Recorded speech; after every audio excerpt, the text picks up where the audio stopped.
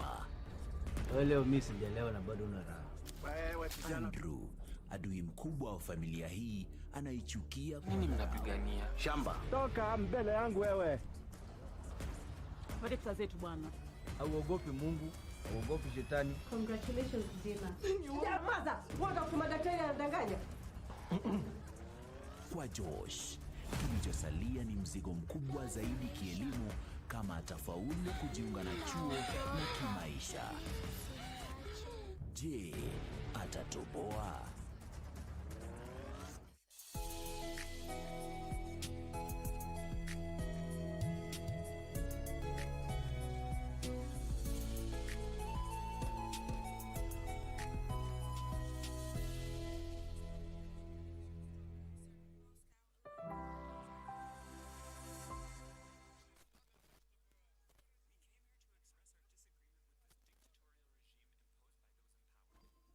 It's a very beautiful Wednesday. Good morning. This is the 27th day of August 2025, 15 years after the promulgation of the 2010 Constitution of Kenya, the supreme law that is governing everybody under the territory of this beautiful country of ours, Kenya. Welcome to the program. Today is Katiba Day, which was announced by President William Ruto 2 days ago. And so today is going to be a very much momentous day for all of us.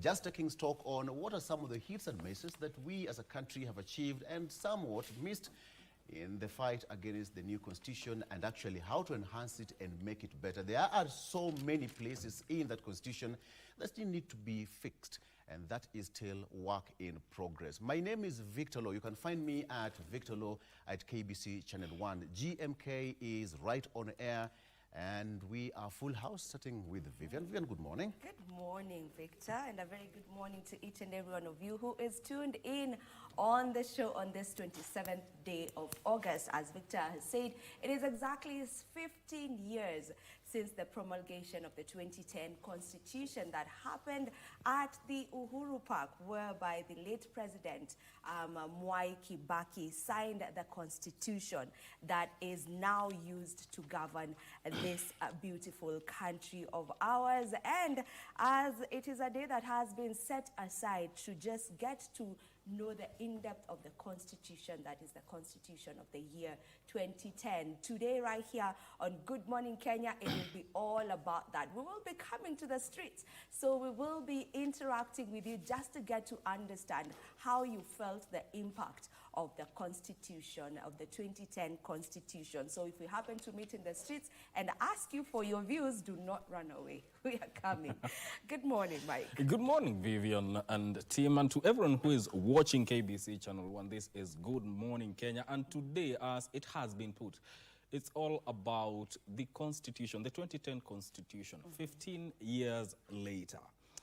Has devolution worked for you? Because it's under this Constitution that devolution came about. How have your rights and freedom fared under this new Constitution? Those are some of the views that we'll be looking forward to hear from you. As Vivian has said, we'll be coming to the streets to talk to you and get an idea of what you know or how you feel this Constitution has fared in the last 15 years. So keep it Good Morning Kenya, keep it KBC Channel 1, because we'll be discussing that. And in line with that, I want to quote what President William Ruto said the other day, and this regards the Constitution.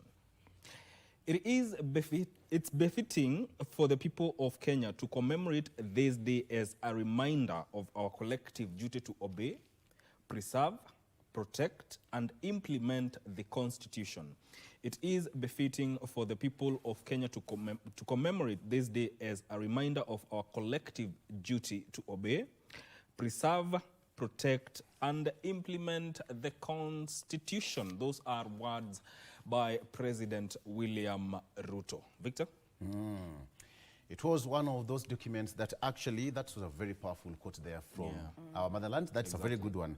And so, we the people, all right, we the people, the preamble of the good book is all about we the people.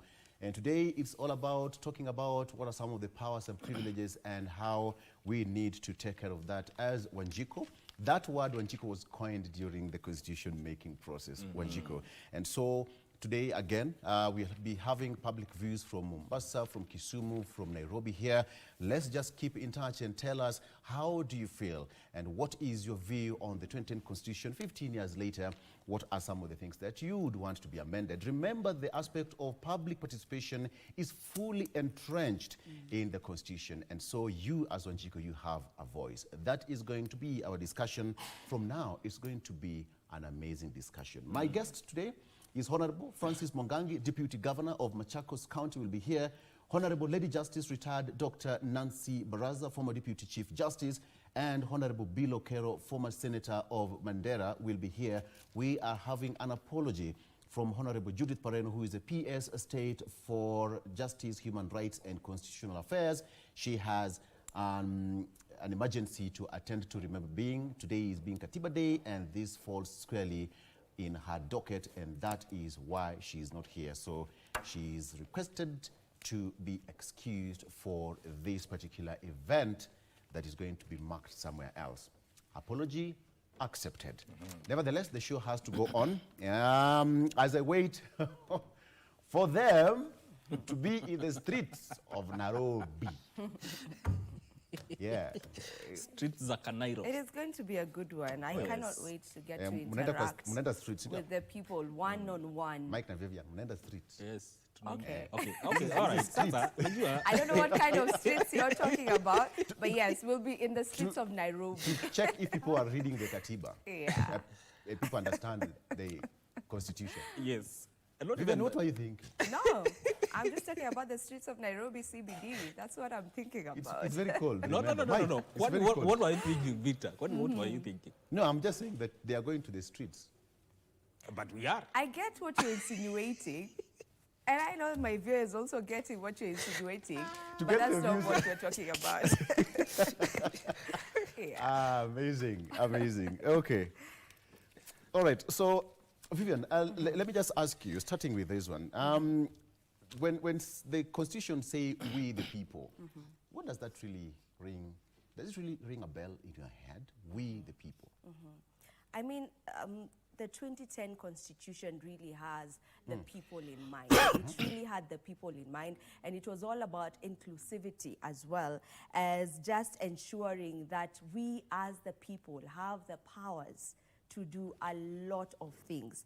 And you know, that is a term that had been quoted when we had some kind of scuffle in the country, especially last year. Most people were quoting that particular bit whereby it said, "we the people," you know, and I'm sure that that is something that very many people are aware of, if you agree with me, Mike, because that was being quoted time and again, just to show that the people have the rights to participate, you know. And nowadays, you know, with the 2010 Constitution, it also brought about the civic education. Yeah. So most people are really aware of the Constitution and what is in line in the Constitution.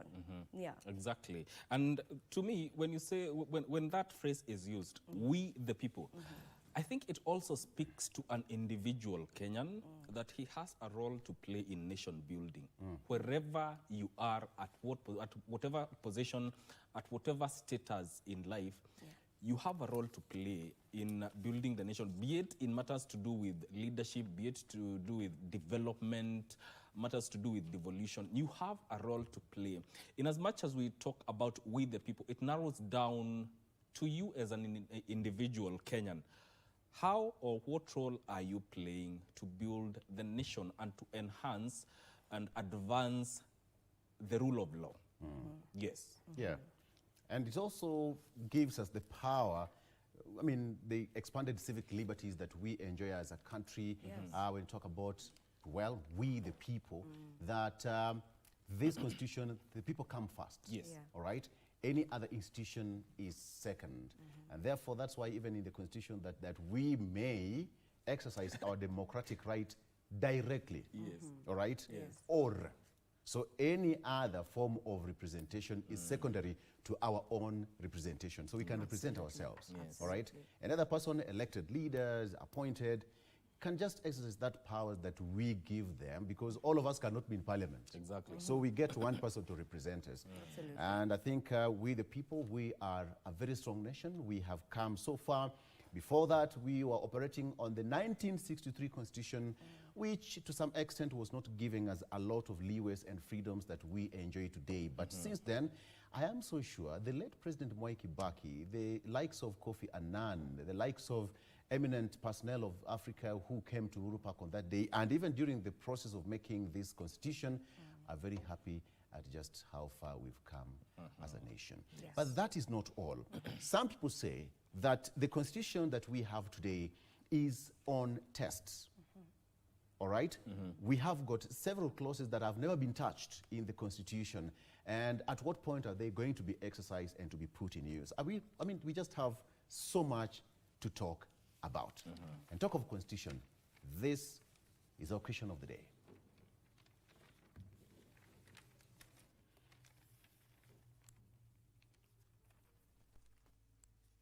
All right, our question of the day, there you have it.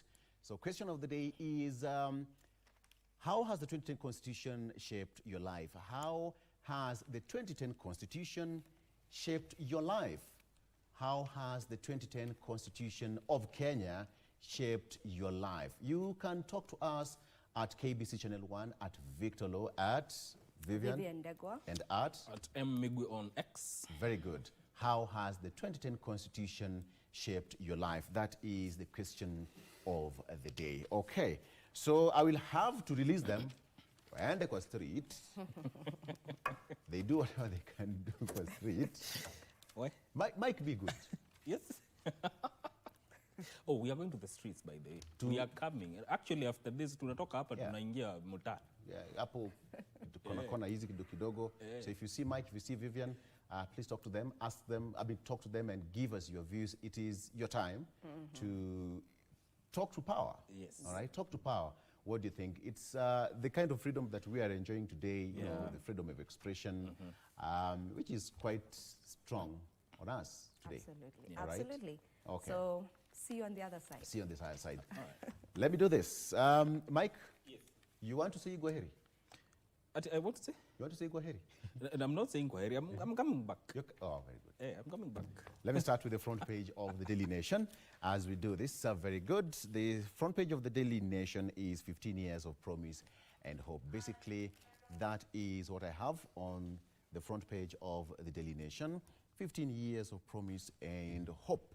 Okay, it's all about the Constitution of Kenya, where it all began, and the journey that we have walked this far.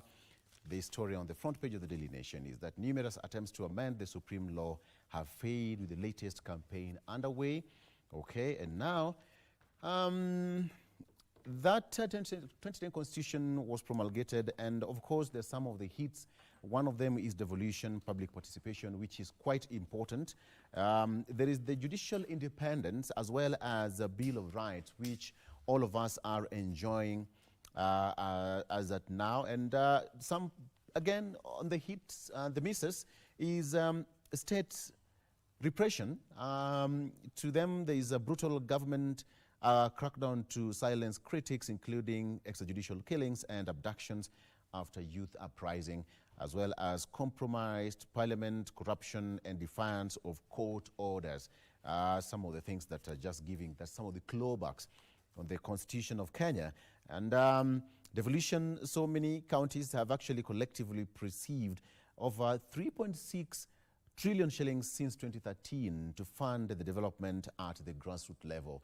Maendeleo taken closer to the doorsteps of Wanjiko. Public participation, which is quite important in the Constitution.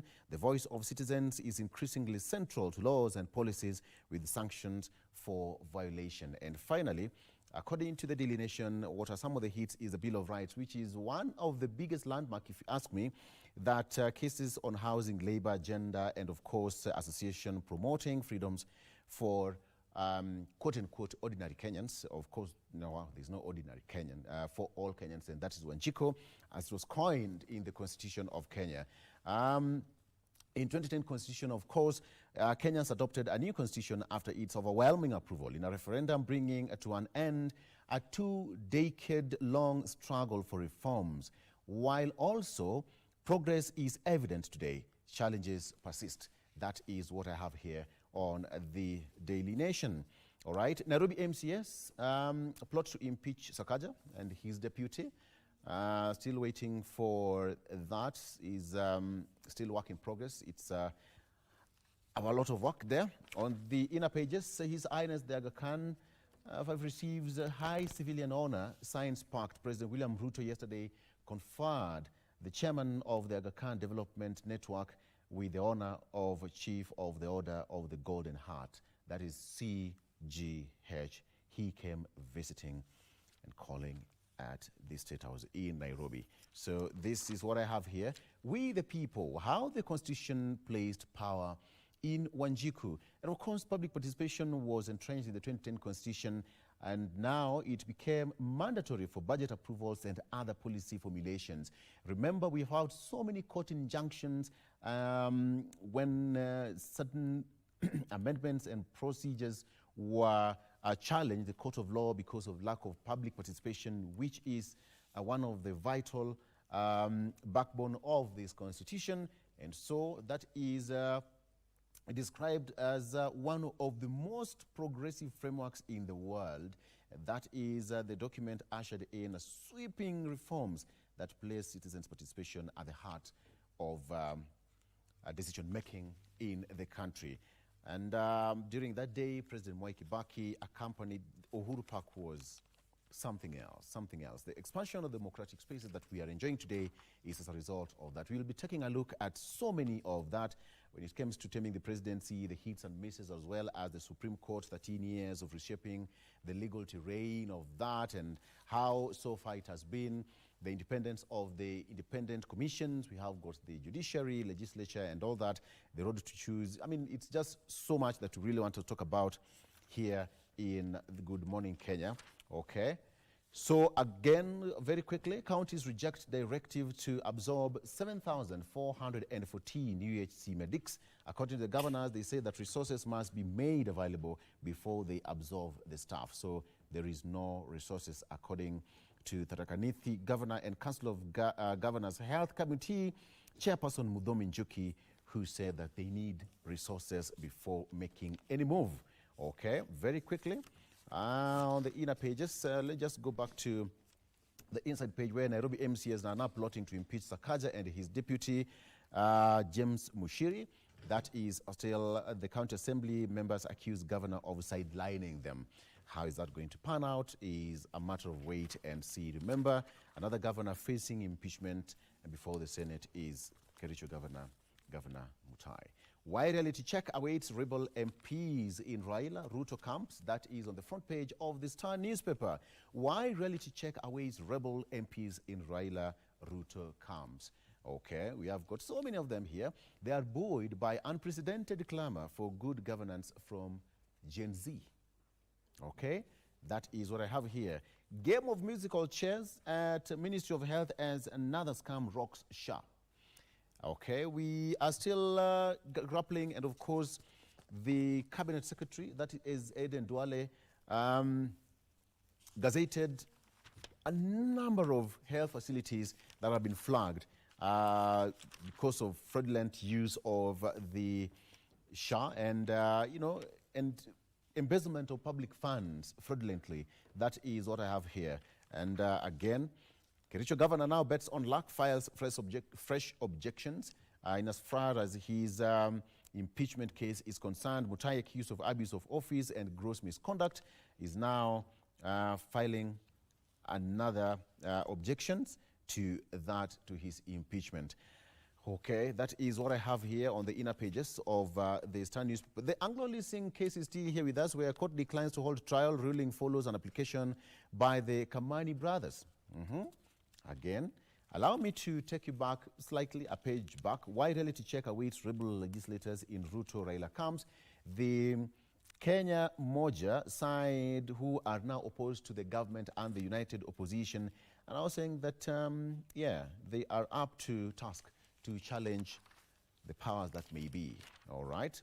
That is on the front page of the Star newspaper. And finally, Kibwage joins Gor Mahia, and we are still waiting for a very tantalizing match in the African Cup of Nations. Okay. Chan. And that is what we have on the inner pages of the Star newspaper. I want us to take a break, and then when we come back, Mheshimiwa Bilokeri is already in studio. We are still waiting for my guest, who's also around, for us to start this discussion. Bilokero is here, former senator of Mandera County, a brilliant mind as well. He is a walking constitution par excellence. Senator, good morning. Good morning. Good morning, sir. Good to see you.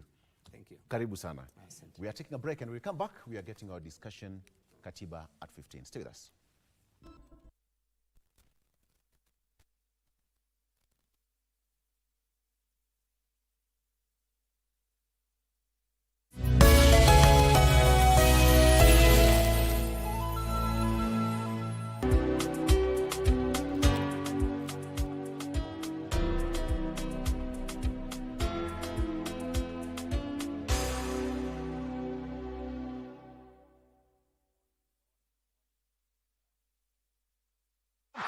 Turns left, fires home! Kenya lead! The ongoing Chan 2024 is intriguing. Well, after the VAR check, it's been ruled out. It's not a goal. CAF's flagship tournament attracts over 1.4 billion TV audiences and 2.2 billion digital streams, making it one of the top 4 global football events. Full time, and Kenya have done the unthinkable. They go undefeated through the group stages in the group of death. To our esteemed sponsor and partner, numbers don't lie. To the 12th man in Kenya and globally, it is not boasting if you can back it up. We salute you. Let's keep doing it the way we know how. Live and exclusive on KBC Channel 1, your true sports partner.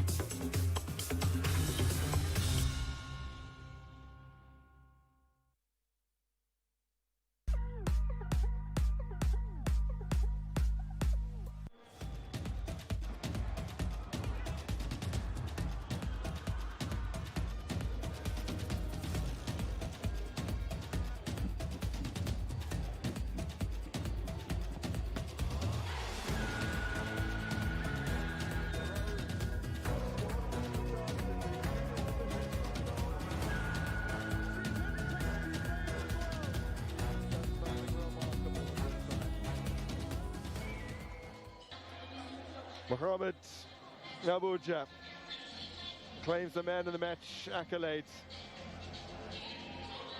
One of the very few not playing for the big two. He represents Al Zamala.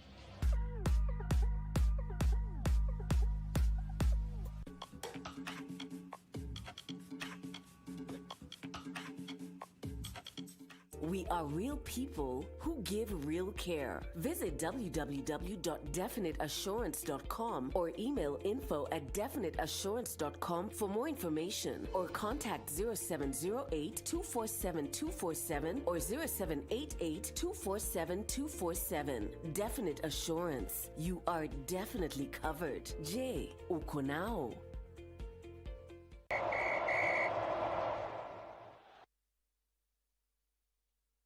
Given away cheaply here, slid towards goal, and on the follow-up, it's been turned in.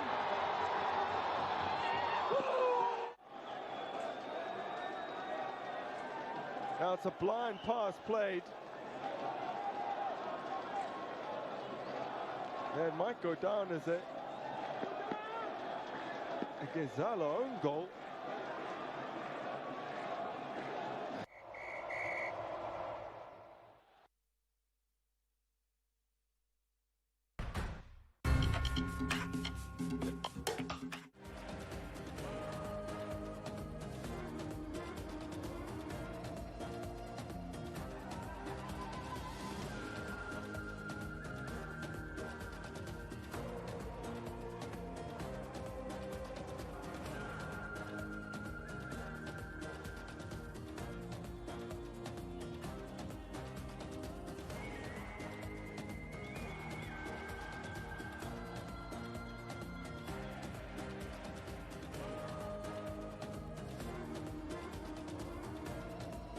Mimi hutumia mbolea inayoitwa Elgon Dhabiti DAP kwa upanzi wa mimea yenye afya bora. Halafu natumia mbolea ya Dhabiti CAN ama Dhabiti Urea kwa ukuaji wa mimea bora. Hii imenisaidia kupata mavuno mengi nikilinganisha na siku za hapo mbeleni. Mbolea ya Elgon Dhabiti inapatikana kwa viwango vya kilo 10, 25 na kilo 50 kote nchini. Elgon Kenya Limited.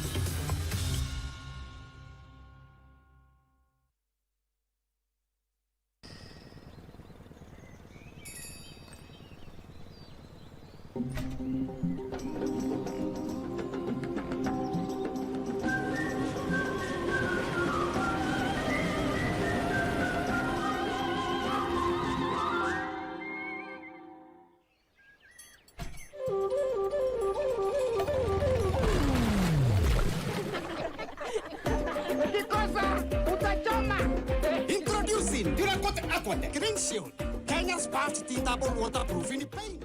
Magharibi mwa Kenya.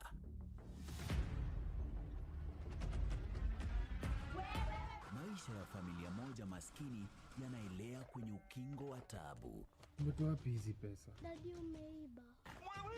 Wewe ndio mwizi, unaiba mbuzi wangu. Baba ni mlevi, ameitelekeza familia yake na inayumbayumba. Leo mimi sijalewa na bado una raha. Andrew, adui mkubwa wa familia hii, anaichukia. Nini mnapigania? Shamba. Toka mbele yangu wewe. Wale pesa zetu bwana. Hauogopi Mungu, hauogopi shetani. Congratulations Dina. Nyamaza, wanga kusema daktari anadanganya. Kwa Josh, kilichosalia ni mzigo mkubwa zaidi kielimu kama atafaulu kujiunga na chuo na kimaisha. Je, atatoboa?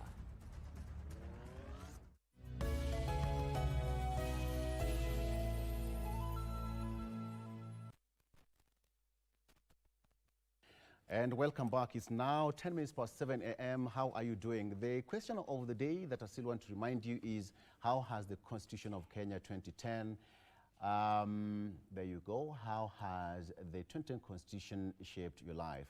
How has the 2010 Constitution shaped your life? That is the big question of the day. Of course, it's a day that the President announced that is going to be marked today and forever thereafter. So it's going to be, and it's not a holiday, by the way. It's not a holiday, all right? Just a day to mark this momentous day, all right? Bilokero, who is a former senator of Mandera, is also here in studio. I have got retired Dr. Nancy Baraza already in studio, and Deputy Governor of Machakos, Honorable Francis Mwangangi, also in studio. We are going to have an amazing time for us to talk about Katiba. They are brilliant brains behind the microphones here in studio. Welcome to the program once again. Let's do this. Let me start with you, Dr. First of all, can just take us back. As on that particular day during the Constitution of Kenya making, just give us a bit, just a flashback of how things were then on that day at Uhuru Park. On that particular day? Yes. I think there was jubilation. There was renewed hopes in the people. People looked hopeful. People were peaceful. People were looking forward to a different life from where we had come from. After all, the making of the Constitution came against a backdrop of not very good history for Kenyans. Yes. And therefore, that day was very, very important for them. Yeah. Of course, again, there was a lot of process that led to that day. I mean, going to bomas, draft after draft, there were deliberations, committees, and back and forth. Just how much of work was put to come up with this document that we are enjoying now, 15 years later? to get that document took Kenyans slightly over 20 years of real struggle. 20 years of struggle from the early 1990s, going through many hurdles, the removal of the then Section 2A of the old constitution to return Kenya to a multi-party democracy, to claim for human rights, which were very limited then, very limited, and the few that there were guaranteed in the constitution were abused. Rights for people were not recognized, and more so for minorities. The only standout protections of rights was protection of land. I think it was Section 77 of the old constitution. But rights for the people, economic rights, socio-economic rights, cultural rights, rights to basic things like food that we now see in the new constitution were not there. And therefore, it came against a very dark historical background. Yes. Yeah. Okay. Senator, I mean, when you also look back, from 1963 to 2010, it was a real struggle, and we are just operating on the old one. But then now, there must be some difference, I mean, day and night, you being part and parcel of the constitution making of 2010. Perhaps you can also take us back and give us an overview of how it was during the process of making it. Thank you very much for having me here. Karibu sana. I agree with Speraza because I remember I used to attend the NCC meetings in 1994, 96, those days when we were trying, at the time, I think representing an organization called Muslim Consultative Council. We were part and parcel of that. And then spent a whole year in Bomas in 2003 when we were developing that Bomas draft. So, but I think there are many things that really got Kenyans to push for this change. I think among the things, apart from what has been mentioned, two critical things in my view that stand out. One was the Bill of Rights. I think that was a core thing in the whole agitation for the new constitution, and that's why it plays a very significant role in the entire constitution. The other was the lack of equity in the development of this country, and I think there was no proper equitable distribution of resources and development in this country. That was a major challenge, and this is why devolution was a key concept that many Kenyans wanted, and it's now in the constitution. I think then the issue of the executive has always been a problem. Yeah. That from the time of independence, the time of Kenyatta, the time of Moi, Kenyans complained of imperial presidency, a presidency that had all the powers. There were no checks and balances. So this constitution really developed a very, robust and dynamic executive where there's checks and balances. The powers of the presidents were trimmed down, and the institutions were created to check on those balances. The question is whether the institutions are now working as effectively as they ought to be. But I think that those three things, in my view, were really been addressed, and those were the major concerns, I think, for many Kenyans for a long time. Yeah. I mean, DG, when you talk about, he's talked about devolution. Wanjiku is enjoying devolution as we speak. Power and resources were now moved closer to Wanjiku. And when you look at the framers of the Constitution, it was quite a deliberate move to have it there. You would imagine way back in the day, everything was centralized. You have to go to Nairobi, wait for a number of days or months sometimes for you to get services. But right now, a few steps, services are there. How important was it? But you can also take us back to just to reflect Katiba before 2010. Thank you for first having me here. Secondly, I think first and foremost, history is very important. And in the words of Sitole Soyinka, yes, said the greatest threat to freedom is the absence of criticism. I think before the 2010 Constitution, we had limited freedom in favor of Kenyans. Post 2010 Constitution, we are seeing increased freedom, although we are not yet there. I think some of us in the ruling class, some of us in positions of leadership, we are still in the old Baba na Mama era. We have not moved on to the new Kenya. When it comes to devolution, Senator Kerobiro will confirm that during those days, in case there was any need for emergency operation, I don't know those near the borders what they used to do, because we had only one facility that was doing some of the major operations.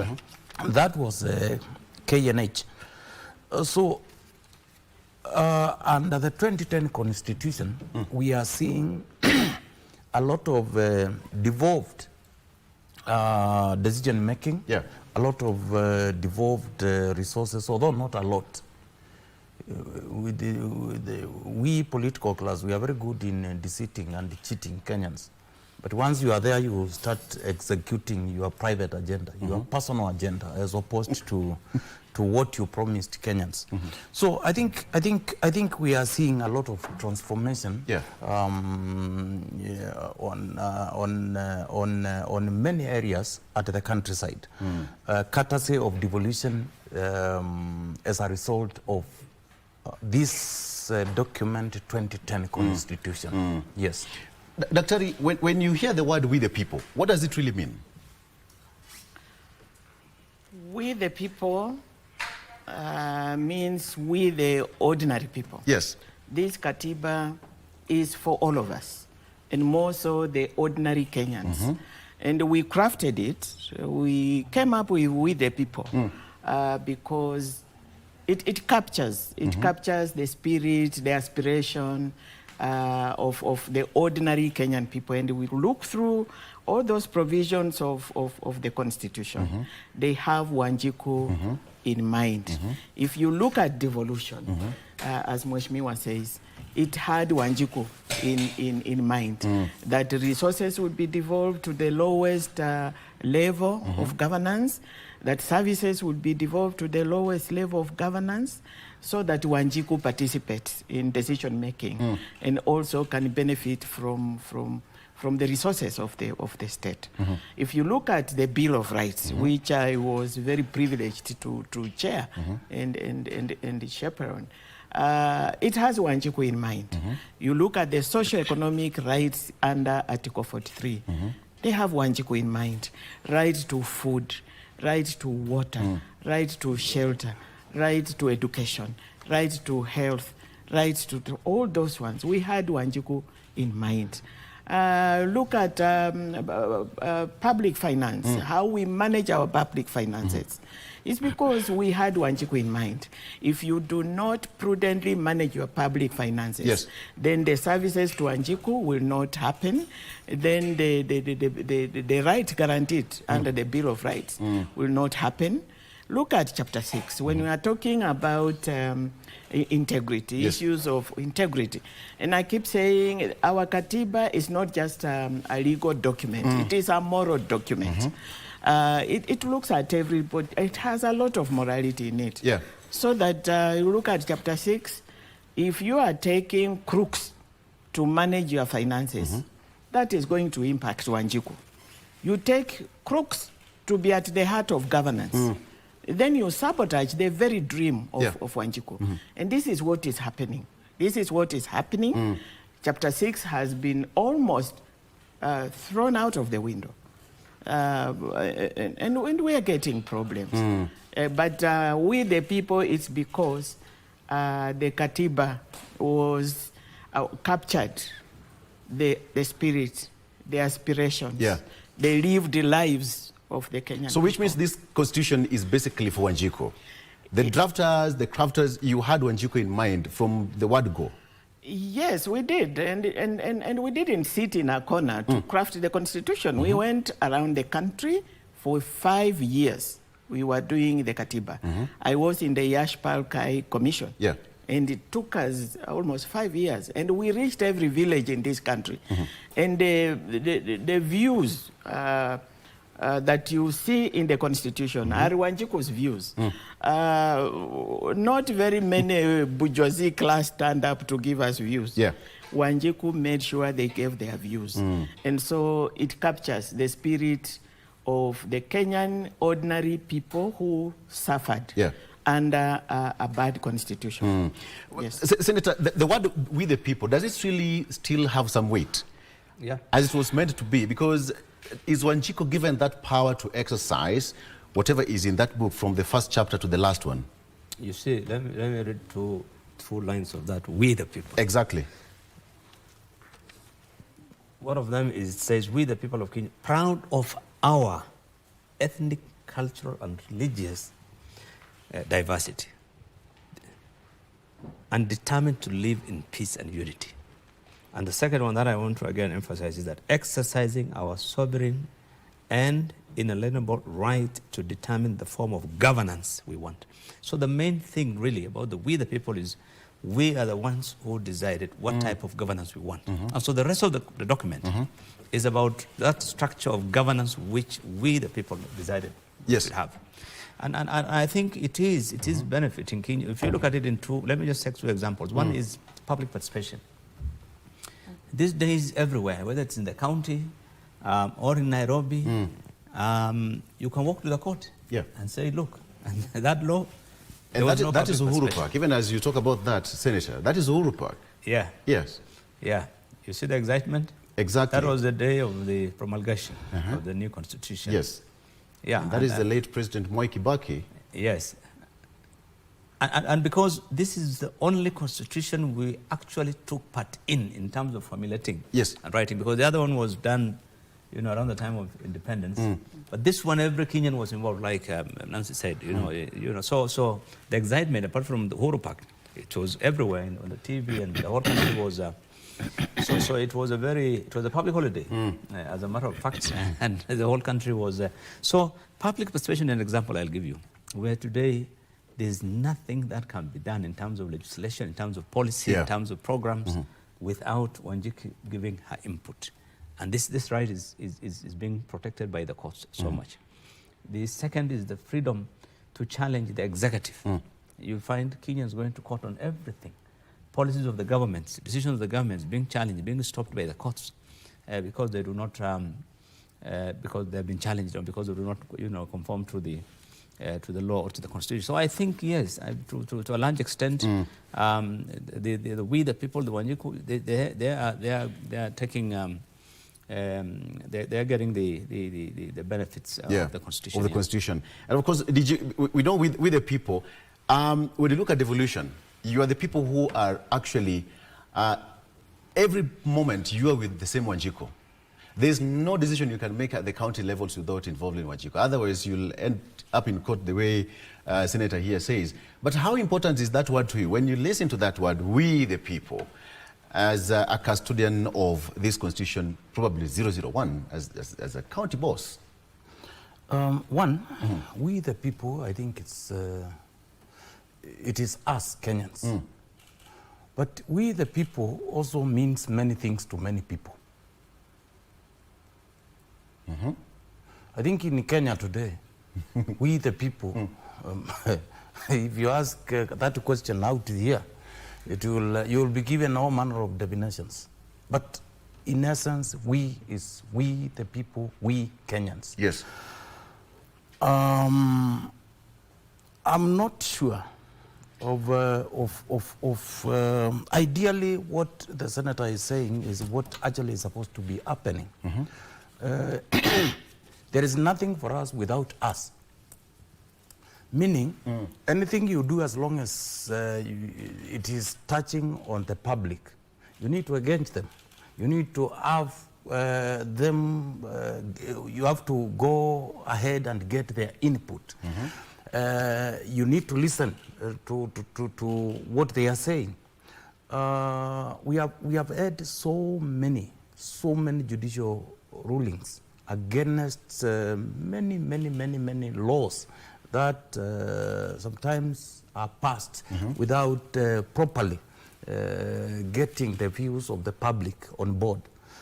So, and again, the other day, we saw what Kenyans did, the famous JNCs. They stormed in parliament. Reason?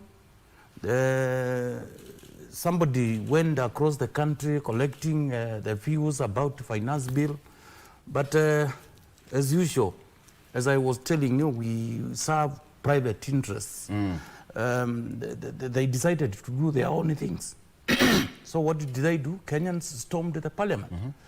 And we had the whole finance bill reverted back to parliament, or rather getting withdrawn. So we the people are people. Even at the county level, we need to involve people on that which affects them and ensure you are not listening. You are not just involving them. You ensure you implement that which benefits them and that which aligns with their opinion, with their interests. In other words, in short, we need to put our people's interest first as against us, our own interests. Yes. I think that was a very strong point when it came to the promulgation of the new constitution and even the crafters. Let's take a break and we come back. We still have got so much to talk about. Professor Yaspal Gai also played a crucial role. But how important is Bomas of Kenya? If Bomas of Kenya were to talk today, Daktari, Senator, if Bomas of Kenya was to give us a story today of what happened on that particular point, I don't know what kind of story we'll get from that hall. Let's take a break. We'll be right back with more. Stay with us.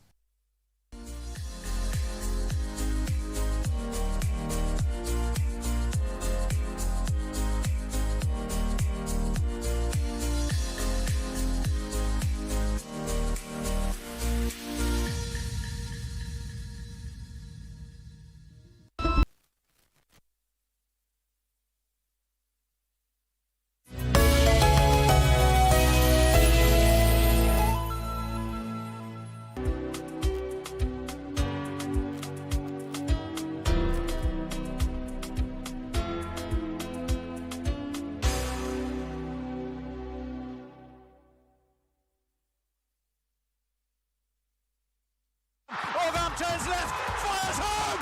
Kenya lead! The ongoing CHAN 2024 is intriguing. Well, after the VAR check, it's been ruled out. It's not a goal. CAF's flagship tournament attracts over 1.4 billion TV audiences and 2.2 billion digital streams, making it one of the top 4 global football events. Full time, and Kenya have done the unthinkable. They go undefeated through the group stages in the group of death.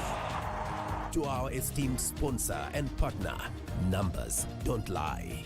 To the 12th man in Kenya and globally, it is not boasting if you can back it up. We salute you. Let's keep doing it the way we know how. Live and exclusive on KBC Channel 1, your true sports partner.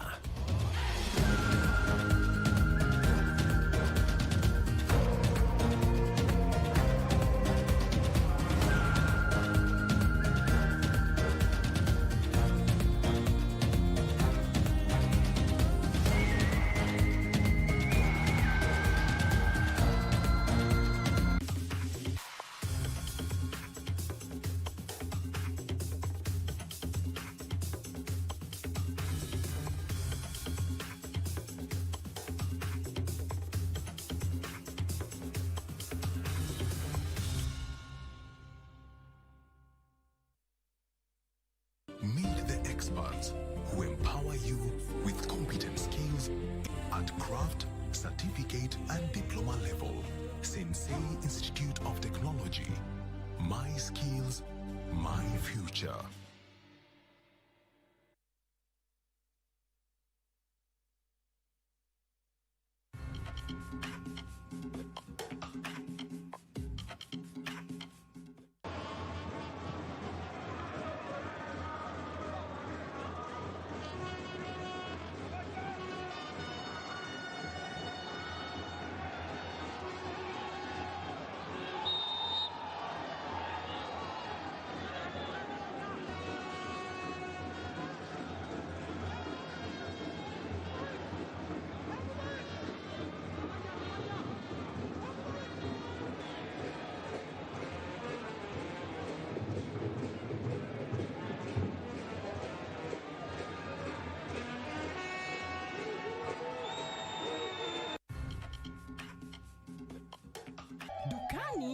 Usiitishe unga, itisha kavagara.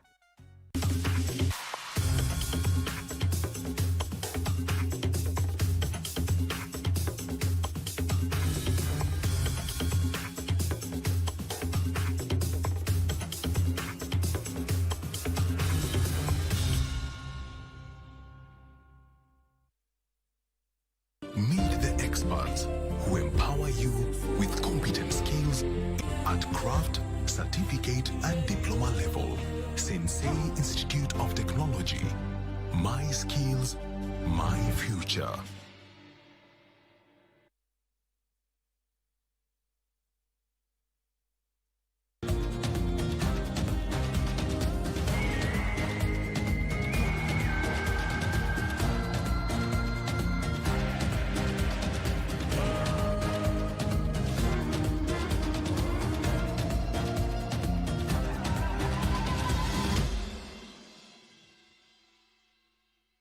From the listed housing developments, select your preferred location and apply for a housing unit to begin your journey towards home ownership. Prices start from 640,000 Kenya shillings. Visit Boma Yangu at www.bomayangu.go.ke. Brought to you by Affordable Housing Board. Makao Bora, Jukumu Letu.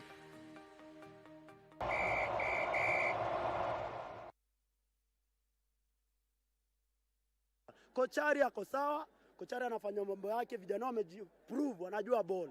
Experience imekuwa fiti. Sasa hii mafans hata tumekuwa hakuna ukora. Sasa hii tunaenda home tukua safe.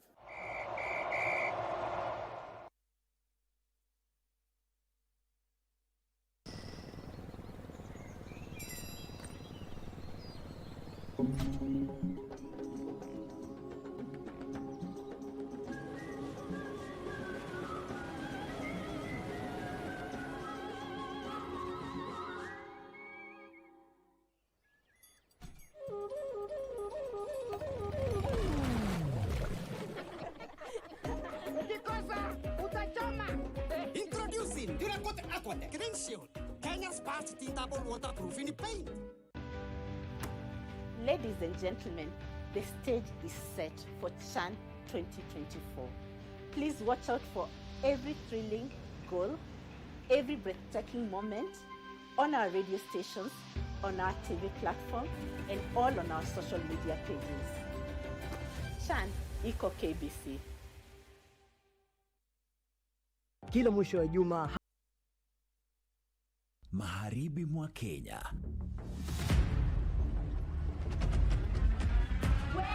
Maisha ya familia moja maskini yanaelea kwenye ukingo wa taabu. Umetoa wapi hizi pesa? Dadi umeiba. Mwizi! Wewe ndio mwizi, unaiba mbuzi wangu. Baba ni mlevi, ameitelekeza familia yake na inayumba. leo mimi sijalewa na bado una raha.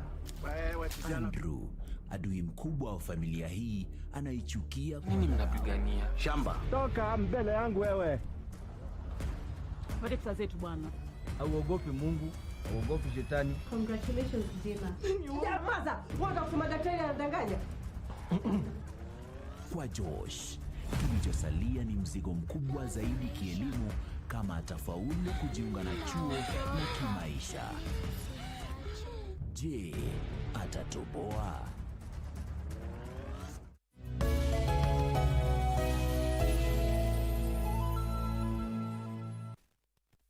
And welcome back. Right, Katiba at 15. You're just joining us. This is Katiba at 15. Today is Katiba Day. I'm joined by Francis Mwangangi, Honorable, who is the Deputy Governor of Machakos County, Lady Justice, retired Dr. Nancy Baraza, also here, as well as Senator Bilo Okero, former Senator of Mandera County. Now, let's take a look at who was one of the gentlemen who was quite pivotal in the making of this constitution that we are enjoying today. I'm talking about Professor Yash Pal Gai. Let's take a look.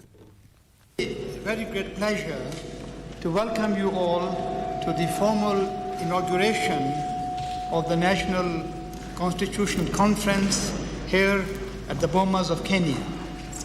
The review process has a long history. A phase of that process began in this very chamber on the 11th of May, 1998. The more formal process that we are now engaged upon started in November 2000 and has now reached its final and critical stage. The purpose of the review is to enable Kenyans to adopt a constitution which responds to the needs and their aspirations. In particular, the Constitution of Kenya Review Act requires the new constitution to uphold and promote national unity, democracy, good governance, the rule of law, human rights, and social justice. Senator, that is Professor. His last statement, the Constitution was supposed to have rule of law, unity, etc., etc.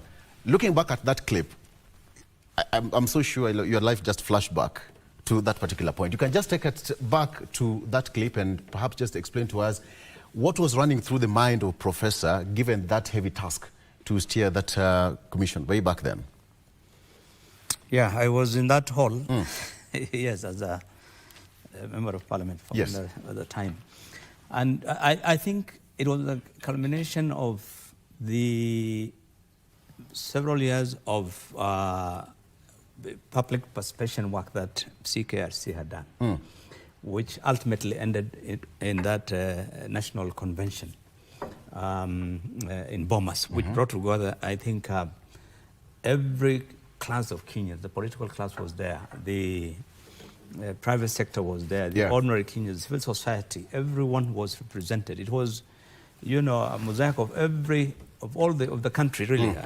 And so for him, it was now an opportunity to finally come together, get all those views that they have collected. His commission has collected over the last, it was more than 5 years, I think, and collect it into a document and get it, you know, the constitution. And that for him was a very momentous occasion, because now it was the beginning of the write-up of that constitution, now based on all the data that has been collected from Kenyans, you know, going back so many years. So it was a very momentous occasion, and I think for him, if there's anyone who has really patiently worked from the days when, you remember, the Fongamano and you know, it took time to get this thing together.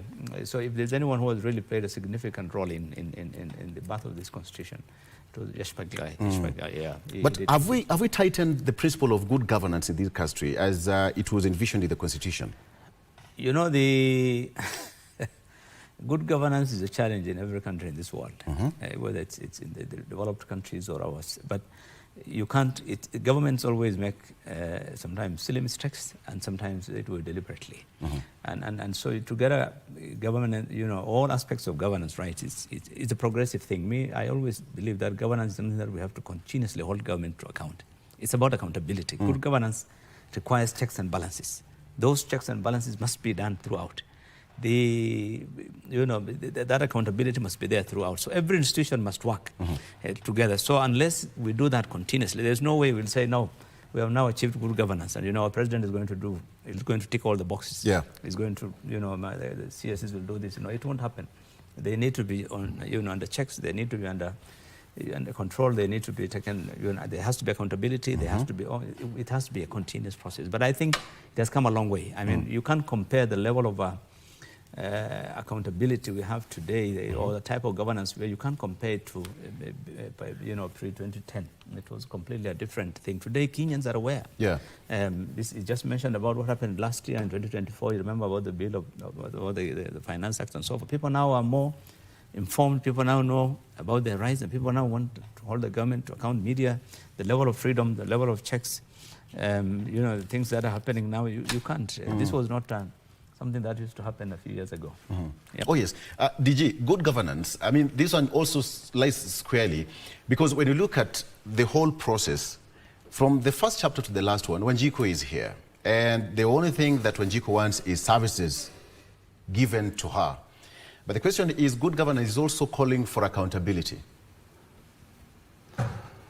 The good professor is talking about three very key issues. The last one was social justice. He has also talked of respect to human rights. He has also alluded to something to do with good governance. Now, before then, you need to ask yourself what was happening. Yes. You remember the first term of President Kibaki and the strong men around him, those who are telling Mzee Moi to go and look after his goats, and others who are doing funny things. You remember the issue of agro-leasing, those kind of things. So, and also the East before, or the history of this country, how the history tells us about the people who pushed for the change of Section 2 to allow for multipartyism. So this country was coming from somewhere, and now we were about to get to somewhere, the new Kenya. And that is what the good professor is, I believe that was what was in his mind, that we have an history as a country where we are coming from, where we were cited, not only in this country, but globally, as key and major violators of human rights. The country had limited political freedoms. Now, in his mind, he was envisaging the new Kenya that we were about to have post-2010 constitution. Now, when it comes to Wajiku vis-a-vis the 2010 constitution, there are expectations. And those expectations, how you fulfill them has some determinants. Those determinants, the same constitution talks of 2 levels of government: the central government, the national government, and the counties. But I think there are challenges because by and large, we seem not to have appreciated the role of counties in this country, what is devolved and what is not devolved. Allow me to give an example. Go ahead. Today, you will see a story. If governors today start saying, we are now on the 3rd or 4th month without the release of funds from the national government, you will see some planned stories on how corruption is happening in the counties, just to shut them down. I don't know whether there is anybody in national government who has ever gone past a month without a salary. Major key services have been devolved to counties: health, agriculture, section of roads, water, trade, amongst others. Now, I'm wondering if Wajiku goes to the nearest dispensary and you find, first and foremost, the healthcare workers there have gone for more than 3 months, 4 months without salary. The facilities itself has no drugs. Are we doing justice to Wajiku really? Are we doing any fairness to Kenyans at the grassroots level or anywhere in this country? So we have not taken, as a country, we have not taken seriously the 2010 constitution and its dictates. Some of us serving in national government tend to think it is a favor to transfer those funds to counties. Tend to think it is their prerogative, it is their right to send that monies to counties just to punish few people who could be making noise at the grassroots level, that we are lacking this, money has not been released. Yet, in the same 2010 constitution, it is dictating for every 100 shillings, at least 15% send it to devolution. But that is not the case. In a way, and in particular, the current administration is the most anti-devolution administration I've ever experienced. I can sit here and cite, and anybody in this administration who can sit here and say they are doing what they are supposed to do, I would wish to meet that person in a debate like this one. Because I'm currently both in theory and in practice of the devolution in this country. The other thing is dishonesty. Yashpal guy is talking about good governance. In their own wisdom, Kenyans dictated professor here to have a chapter on leadership, integrity and leadership, the famous chapter 6 of our constitution. Now, I wonder, why would I go out there, campaign across this country, make promises, and once you are in the office, you do the very opposite of what you committed and promised while you are campaigning?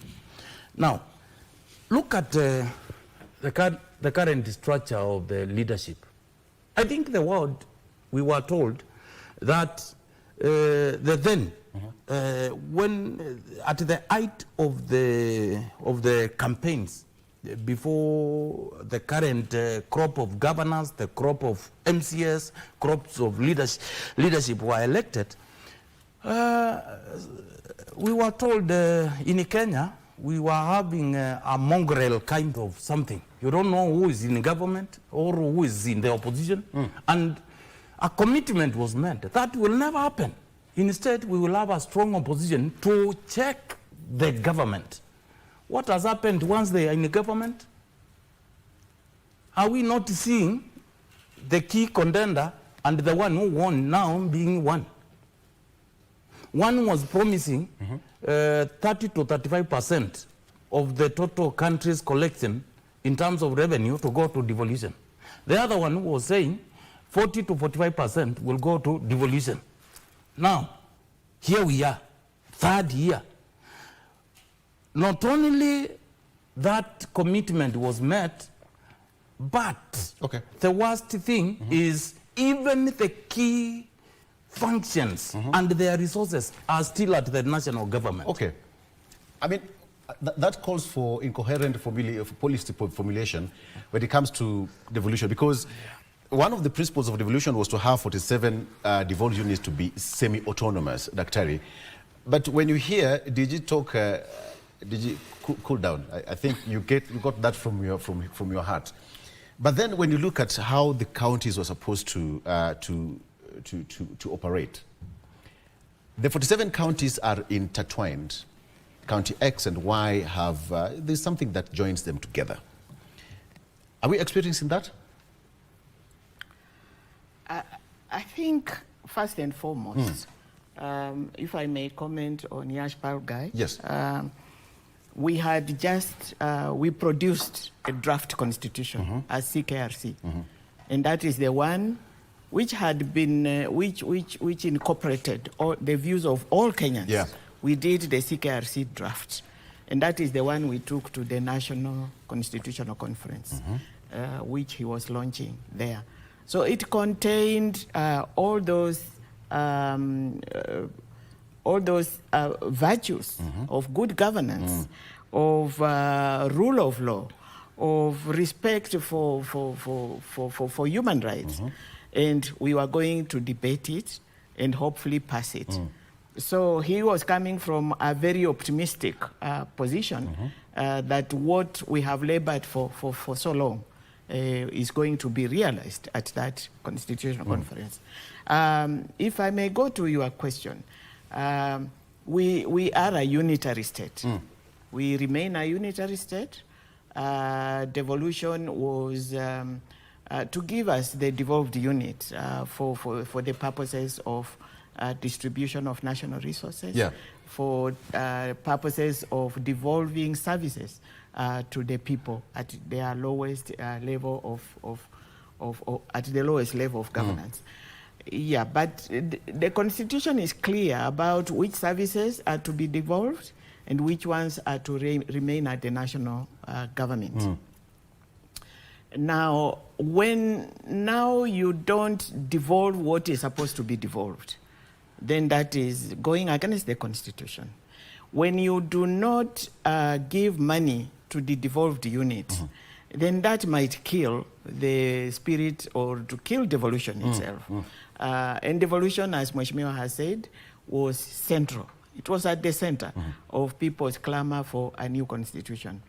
So way forward, I think it is work in progress. You know, implementation of this constitution, we have had challenges, we have had a few good things which have happened, but then we need to learn what does the constitution say. And I keep telling everybody, if you stick by the values of that constitution, chances are you are going to exercise good governance. You go outside it, you might you might mess. So let the devolved services go, remain to the national government, or go to where they belong, and then let there be funding. And you remember the 1963 constitution was a Majimbo constitution with regions, okay? But it was killed. That Majimbo system was killed, and one way of killing them, the Majimbo system, was starving it of financing. So if we follow that path, then devolution might not work. And so as we continue to implement the constitution, I think sufficient resources should be given to the devolved units. But also with a rider, we know of cases of corruption. Corruption in those county governments. Some are good, some are bad. Let them know how to utilize the resources. Let it not be a site for corruption. We do not have a lot of money. We are a poor country. So the little that comes from the national government to the devolved units, we have enough resources. We do not. We struggle. We struggle, and that is why we are struggling with meeting the demands of very, very basic services like education. It's because we think we have the money. We think we have the resources. And whatever we have, we misapply or misuse and steal. Okay? So devolution can only work if it is financed, and also if those devolved units are accountable. It has transformed Kenya. Every county you go to, there is transformation. Level of development, which we never saw. And if we utilize our resources well, I think Kenya will be on a good path. Okay. Yeah. Just before we come back, Senator, we talked about we the people, and because this constitution belongs to Wanjiku. My colleague Mike Migwe is in the streets of Nairobi. Let's just hear what Wanjiku has to say on this particular day, that it's Katiba Day. Mike, good morning. Wanjiku is enjoying the fruits of constitution and the people who actually worked so hard so that we can enjoy this document today are here with us. But what is Wanjiku saying there, Mike? Haile Selassie Avenue and Moi Avenue, and we are here just to get a feel of what Kenyans think about the constitution that was promulgated in 2010. Today marks 15 years since that constitution was promulgated by the late President Mwai Kibaki. It's been a long time implementing matters to do with devolution, matters to do with governance. And we just want to get a feel of what Kenyans think this constitution has fared, because it's been 15 years. Right now I'm joined by two gentlemen. Kama unaweza karibia hapa kidogo. Ndio. Yes, kwa majina yako unaitwa nani? Kwa jina langu naitwa Simon Okelozangi. Simon Kilozangi. Karibu sana katika KBC. Swali langu la kwanza ni je, iko katiba mpya miaka 15 after promulgation, how has it done? Sasa imerudi nyuma kidogo. Ndio constitution ilibadilishwa, lakini unaona kama parliament haitusaidii sana, kwa sababu ndio hizo sheria wafuati. Ni kama tumerudi tu nyuma kwa 90s. Kwa sababu judiciary pia imekuwa compromised. Unaona sheria zile zinaniniwa, zile zinafaa zitumike, tena azitumiki, unaona. Na ni sisi tu ndio bado tunaumia. Kwa hivyo mimi naona vitu zimerudi tu pale nyuma pale tulikuwa. Kulingana na maoni yako, kuna venye katiba haijazingatiwa vile. Haijazingatiwa. Tukiangalia mambo ya ugatuzi ama devolution, na unajua ilikuja na hii katiba mpya. Unaweza sema tumepiga hatua gani ama hii katiba imesaidia vipi katika mambo ya ugatuzi? Imesaidia kwa maendeleo ndio. Lakini unapata sasa au magovernors wana misuse pesa vibaya sana. Pesa unapata hata kama wafanyikazi pia hawalipwi wa county, unaona kama manasi wanagoma, kuna pesa yani ni iko tu, lakini watu wanaumia. Hata hapa Nairobi unasikia miezi kama 3 watu hawajalipwa. Kulingana na wewe na tukizingatia hii katiba mpya, unaona ni hatua gani kama nchi tunafaa kupiga ndio tuweze kufanya ile inaitwa kwa Kiingereza full implementation ya the 2010 constitution? Ni hatua gani kulingana na wewe una zinaweza fanyika ndio sasa tuweze kusema hii katiba kwa kweli inasaidia Mkenya? Ile nje inafaa kutumika kwa saa hii ni ya kwamba hizo katiba zizingatiwe vile zinafaa. Hizo sheria na parliament pia itusaidie. Kama sio hivyo hakuna mali hatua ile tutachukua kwa saa hii. Kwa hivyo bunge iko na jukumu la kusaidia. Bunge tu ndio inaweza tusaidia. Lakini kwa compromise ni juu sheria zote zinatengenezwa huko kwa bunge.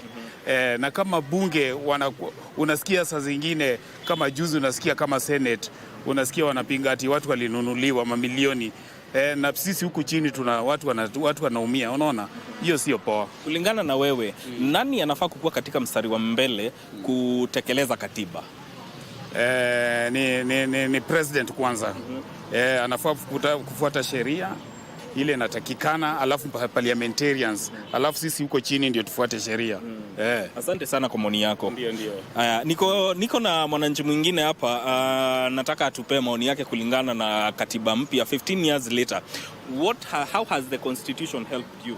Okay, kwa majina anajulikana kama Java Ndinyo kutoka Western. Katiba kimimi, katiba imetusaidia, na tena katiba imeleta at least saizi naweza jua ni kipi naweza fanya, najua right yangu na najua ni lipi nisiweze kufanya, nini nisiweze kufanya. Naam, yeah. Yes. Sawa. Asante sana.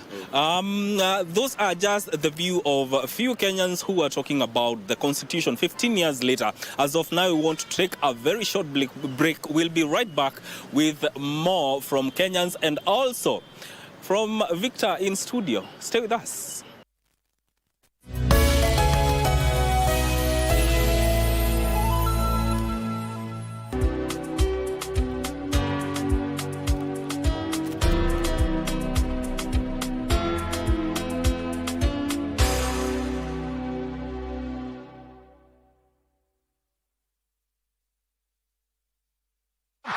Turns left, fires home, Kenya lead! The ongoing CHAN 2024 is intriguing. Well, after the VAR check, it's been ruled out. It's not a goal. CAF's flagship tournament attracts over 1.4 billion TV audiences and 2.2 billion digital streams, making it one of the top 4 global football events. Full time, and Kenya have done the unthinkable. They go undefeated through the group stages in the group of death. To our esteemed sponsor and partner, numbers don't lie. To the 12th man in Kenya and globally, it is not boasting if you can back it up. We salute you. Let's keep doing it the way we know how. Live and exclusive on KBC Channel 1, your true sports partner.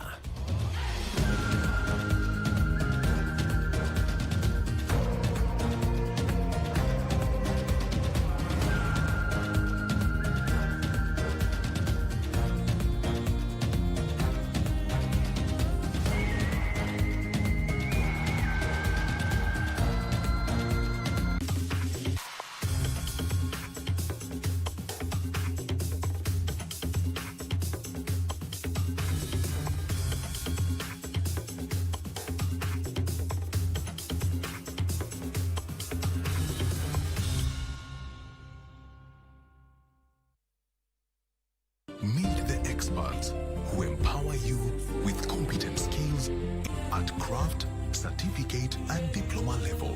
Sensei Institute of Technology. My skills, my future.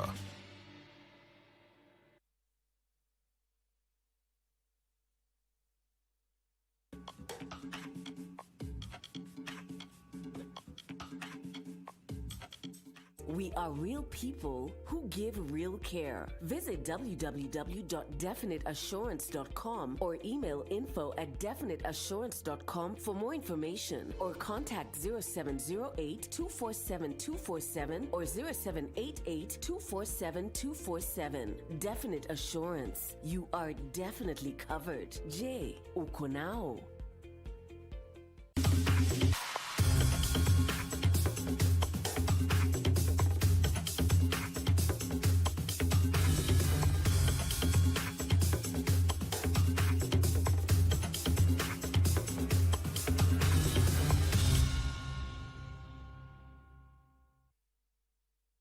Meet the experts who empower you with competent skills at craft, certificate and diploma level. Sensei Institute of Technology.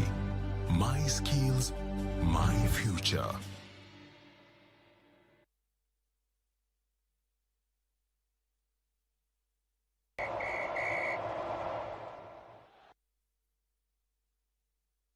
Given away cheaply here. Slid towards goal and on the follow-up. It's been turned in.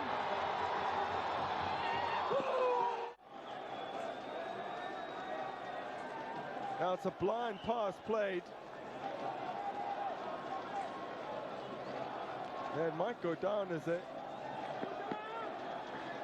Ghazala own goal.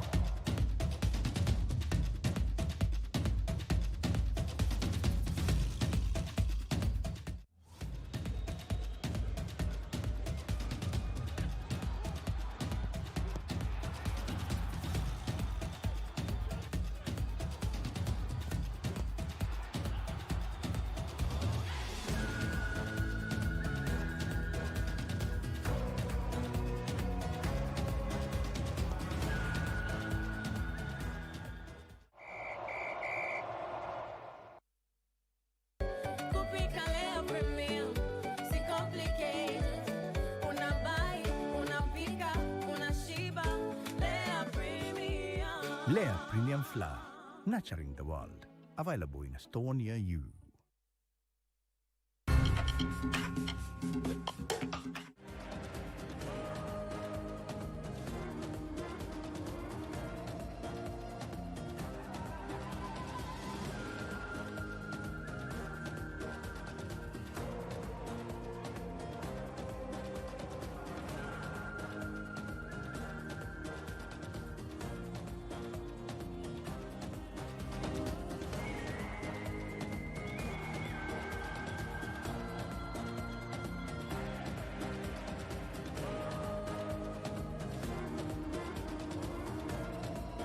Mimi hutumia mbolea inayoitwa Elgon Dhabiti DAP kwa upanzi wa mimea yenye afya bora. Halafu natumia mbolea ya Dhabiti CAN ama Dhabiti Urea kwa ukuaji wa mimea bora. Hii imenisaidia kupata mavuno mengi nikilinganisha na siku za hapo mbeleni. Mbolea ya Elgon Dhabiti inapatikana kwa viwango vya kilo 10, 25 na kilo 50 kote nchini.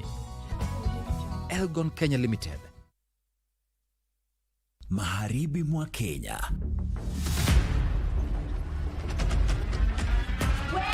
Maisha ya familia moja maskini yanaelea kwenye ukingo wa taabu. Umetoa wapi hizi pesa? Dadi, umeiba. Mwizi! Wewe ndio mwizi, unaiba mbuzi wangu. Baba ni mlevi, ameitelekeza familia yake na inayumba. Leo mimi sijalewa na bado una raha. Andrew, adui mkubwa wa familia hii, anaichukia. Nini mnapigania? Shamba. Toka mbele yangu wewe. Pate pesa zetu bwana.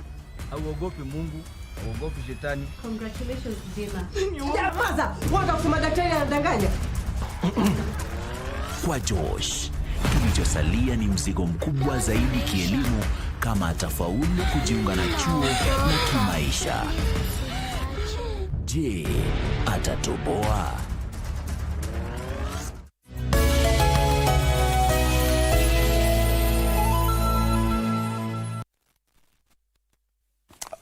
Thank you very much for staying with us. Welcome back. It's time for us to still continue this discussion. Katiba at 15. We're just taking stock at what some of the hits and misses where we are making progress, and of course where we need to fix our to join the dots and to make it better. Now, let's talk about the principles of good governance. And Senator, you really wanted to comment on something because yes, as a senator, you must be so much privy to what really happened in the counties.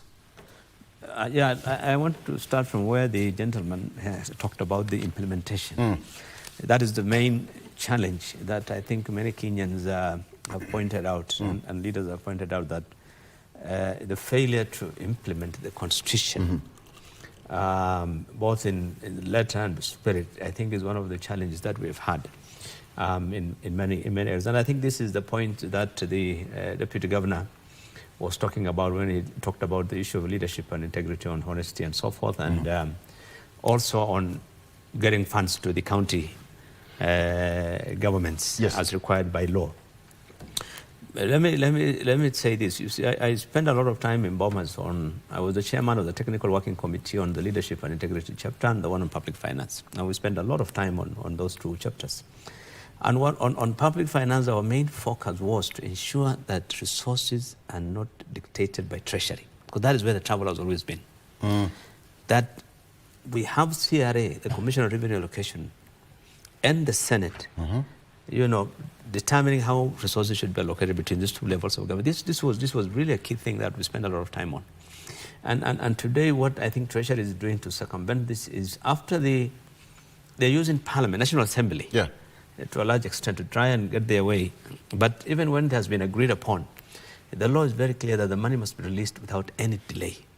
And this is the question that the Deputy Governor said. And so sometimes Treasury feels that, you know, they are the ones who should decide when the money should be released.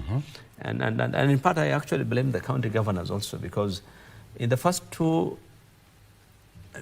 terms, those governors were a bit more active, the Council of Governors, if you will. I think this one, they're getting less and less active. And if you look at the Council of Governors today, you can't compare with the Council of Governors of the first term, who are really pushing for their rights and who are pushing government, because you have to push. But if you are in, you know, if you are working with the government, you know, today you are with the executive, and tomorrow when you leave there, you're calling a small press conference somewhere saying our money has not been released. You know, but I think it's not about a favor, it's exactly what he said. So implementation has been the main challenge. When you look at the leadership and integrity, the provisions are very clear. Who should be appointed into a state office? What should those institutions be doing in terms of dealing with, you know, the kind of people who should be appointed, and the honesty, the leadership, integrity. But implementation is where the challenge has always been. And I think what Kenyans need to do is not about asking for amendments to the Constitution, but is try and get the Constitution implemented. Look at the cost of the government, which some people in government always blame the Constitution and say the reason why we're struggling, there's no money, is because of the Constitution. It's not true. The Constitution has said, for example, provincial administration within a 5-year period should be aligned so it should if you read the letter and the spirit of that thing, it should actually be the county government should be the ones that should be doing most of that work. But today, you know, we have administrators both levels. The counties have its own level of provincial administration, and national government has its own level. So there are a lot of duplications that have not been resolved, because sometimes some of the functions have not even gone, like the water, for example, those water bodies and so forth, regional authorities. So government wants to feel, national government, that they have a say in every county. The president wants to go to a county in Mandera and say, I want to do for you this borehole. I'm doing for you that dam. I want to do for you this hospital. So I think that the tendency to hang on to some of the functions is because of that political patronage that we still... And Kenyans have not sometimes... When you look at it, Kenyans themselves don't seem to have internalized the provisions of the Constitution, because you go to president visits a county and people line up, leaders line up, wananchi line up and say, Your Excellency, we want some goodies. We want you to do for us a wish list. 1, 2, 3. Yet the provision of the current constitution is that all those things are determined by parliament. All the resource allocation budget now is the work of parliament, it's not even treasury. So, but when we don't utilize the constitution or internalize the constitution properly, then we still think that the president. So that's the challenge we have, in my view. Okay, I'll come back to that. And Dr. the gentleman talked about judiciary being compromised. And again, Senator, you said that there's a problem with Parliament and how Parliament has not made it so easy for the full implementation. I'll also talk about the issue of unimplemented and some of that have been partially implemented. For example, devolution, which is not, DG would say that is not fully devolved. We'll talk about two-thirds gender rule, Dr. Which is quite important. But before that, can we go to Mombasa and check what our friends at the coastal city of Mombasa are saying in as far as this is concerned?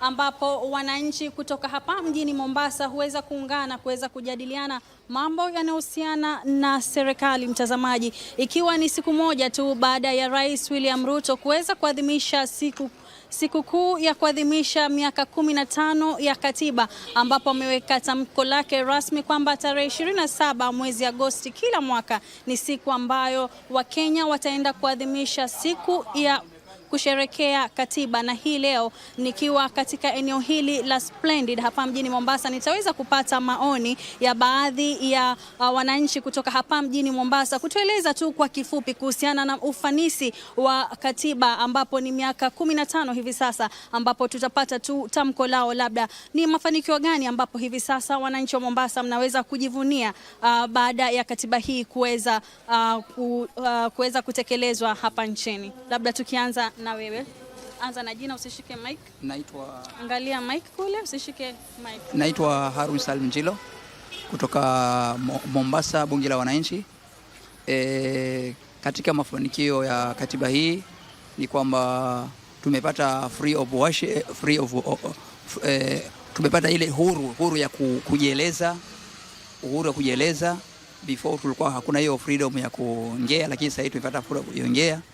Pia kadhalika mimi katika mtazamo wangu katika hii miaka 10 ni kwamba kuna ufisadi ambao kwamba unaendelea sana, ambao umezunguziwa, na ile njia ya kuweza kuwashika hao wanaofanya ufisadi, kuna vigizo vingi ambao kwamba inakuwa yule mtu amepora, lakini namna ya kwamba mpaka umshike kuna vipengele vingi ambao kwamba yule mtu anaweza kwa ni ngumu kuweza kumshika. Kwa hivyo swala hili huwa ni gumu sana, ambalo yaendelee, wananchi wanapata shida, pesa za fujo, lakini namna ya kuwashika inakuwa ni tatizo katika jambo kama hili.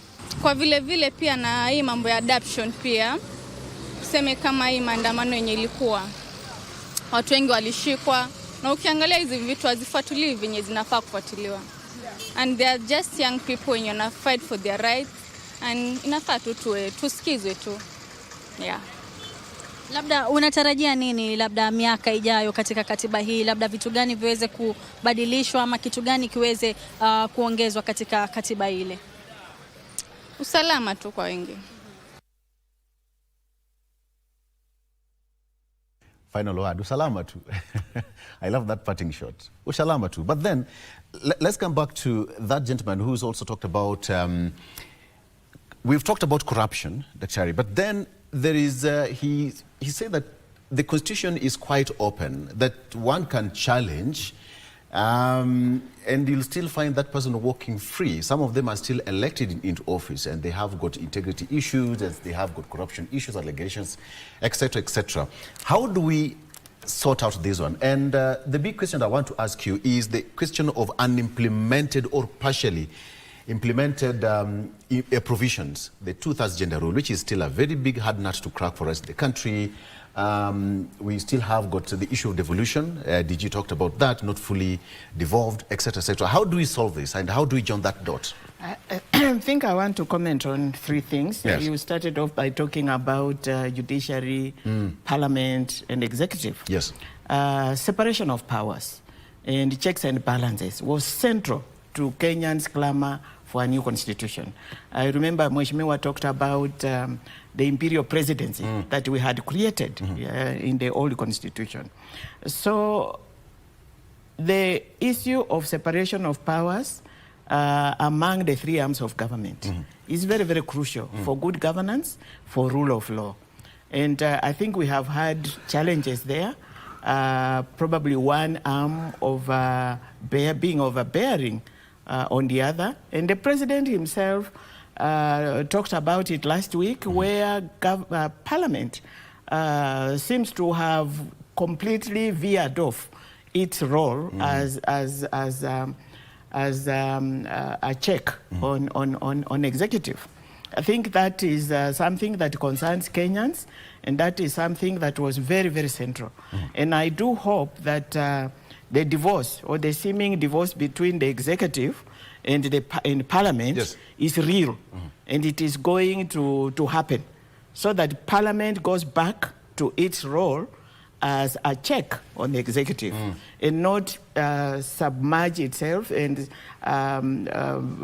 become subservient to the executive. I think there Kenyans have been quite unhappy, and we, the framers of the Constitution, quite alarmed. That is something. Now, about the judiciary, I think the judiciary has come out as quite strongly, the kind of judgments it has been making, even against the executive. I think it has performed much better than Parliament, if you asked me. Now, you come to issues of integrity. That one we already have mentioned. Chapter 6 has been watered down through legislation and through court rulings. So it is not the initial integrity chapter as envisioned by the Mheshimiwa here in the Bomas draft. And that is causing problems, whereupon we are getting people who are not supposed to be elected, but they are being elected. They have bad records, they have criminal records.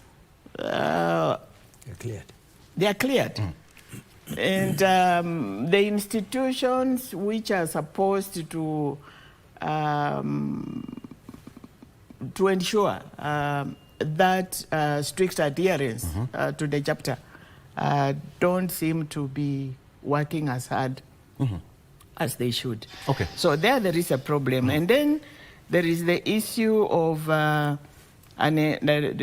unfulfilled promise, the 2/3 gender rule, which was central to the women's clamor for the Constitution. We are yet to enact a legislative framework to ensure the implementation of this 2/3 gender rule. There has been procrastination. There have been court rulings on it. And there has been no political goodwill to ensure that we have a legal framework for former Chief Justice Maraga recommended for a complete dissolution of Parliament. Because of that, we never saw that happening. Absolutely. Let's cross over to Kisumu, Daktari. We'll come back. I'll give you that moment because I know that is so close to your heart. But of course, gender equality here on set. Okay, let's go over to Kisumu and talk to Achola. Yes, and get to also hear what the people from the lakeside city are talking about on this great day. Good morning, Simon Mkenya Mzalendo. How are you doing?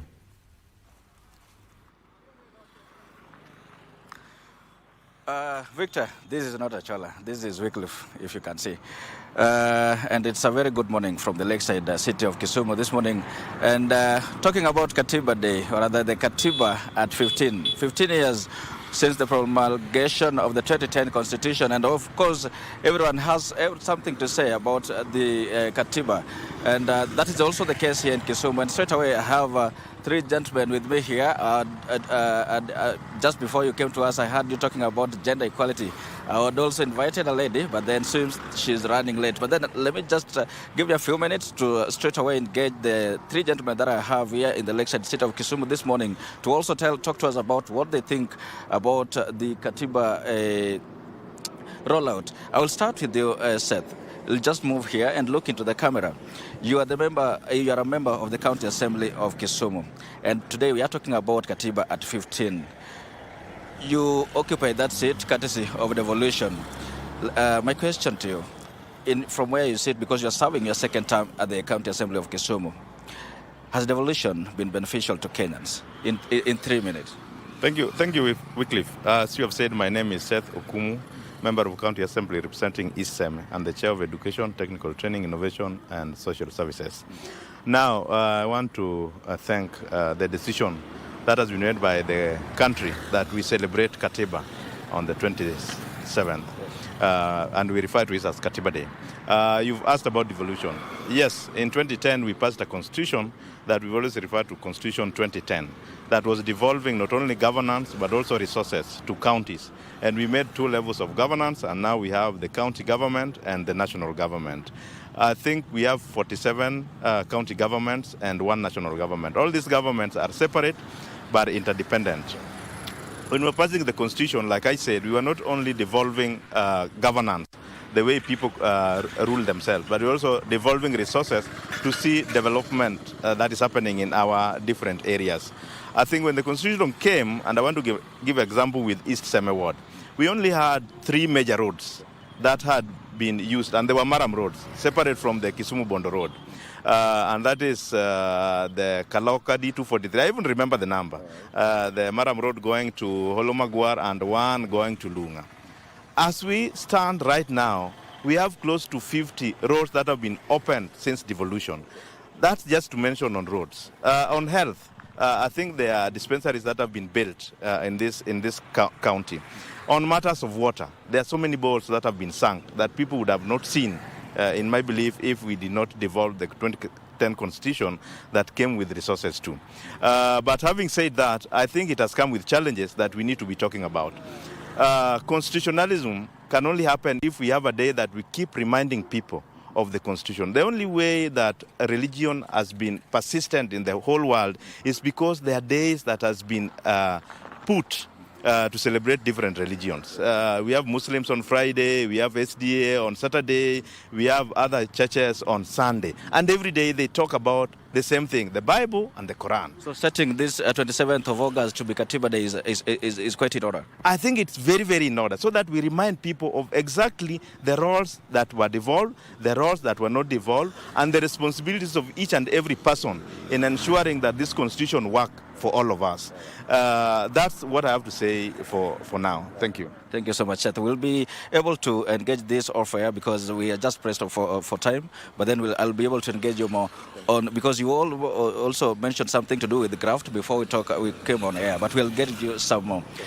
Nyauri, from where you sit, you are a resident of Kisumu and you have a keen following it in political developments in the country. Since promulgation of the Constitution 2010, we've had so many political developments. We have got the Building Bridges initiative, we've also had the NADCO report on the other side, and now we have a pact between the ODM and the UDA party to address some political concerns. From where you sit, do you believe the constitution as it is now, we need a referendum or maybe to address some of those critical issues that have been raised? We need a referendum like yesterday to expand the scope of executive, though there's a school of thought that it will bring more burden to Kenyans, but it will address the issues of the winner-take-it-all. The issue of winner-take-it-all we must address to avoid chaos each and every electioneering period. That we must do. We need the office of the premiership and the 2 deputies, just like what PBI proposed earlier. We need office of the official opposition leader so that they counter-check what the government is doing. But I also want to talk about the issue of Katiba Day. It's a very good gesture. Katiba needs to be celebrated. It will give Kenyans time to look at the clauses that still needs to be amended so that we have a perfect constitution. There is no perfect constitution in the whole world, but we just need to amend other clauses so that we have at least a good one that can help Kenyans to further development. But one of the achievements of the Katiba, or one of the achievements of a constitution is devolution. As we wind up, devolution the constitution has ushered in devolution that has given us a lot of development at the grassroots level. The drilling of boreholes, there is the issue of the ECDs, there is of opening of health centers, there is the issue of rural access roads. But again, we need to fight graft. we'll expand the executive to accommodate other Kenyans so that we move forward. But we need to fight graft because graft has been entrenched even at the county level. So we need to fight it to help Kenya move forward. Exactly. Fine. Finalizing with you, Victor, just give me 1 more minute to engage one of the young voices. Victor, move here. And Katiba, the constitution as it is, has brought about inclusivity, that every single Kenyan needs to have a voice in every policy, every development project that is being initiated by both levels of government. But then the same constitution has brought about so many freedoms, and one of them is the freedom of speech and freedom of association. You are a Gen Z. Lately, there has been quite an uproar about the Gen Z movement, the Gen Z position within the political disposition in the country. Do you believe that, as stated by some quarters, that the Gen Zs are abusing the freedom of speech and association? Very briefly.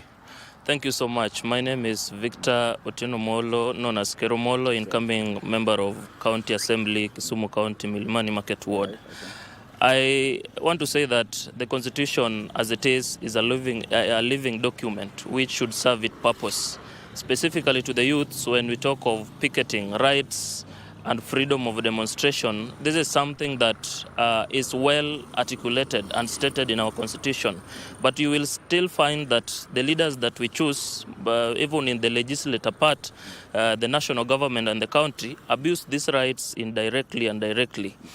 Yes, people are allowed to go to the streets, demonstrate whatever they want peacefully, but we will find that leaders can still assemble somewhere, make a meeting to ensure that these same rights are infringed in one way or the other. How do we go about that? Just as we summarize, how do we address that? Because we have the right, everyone has the right to picket and also to associate. But then you're saying the leaders are the people that are abusing this. Where do we find the balance? How do we address this? You will find that in our Constitution it provides for a public participation, something which has always been done manually.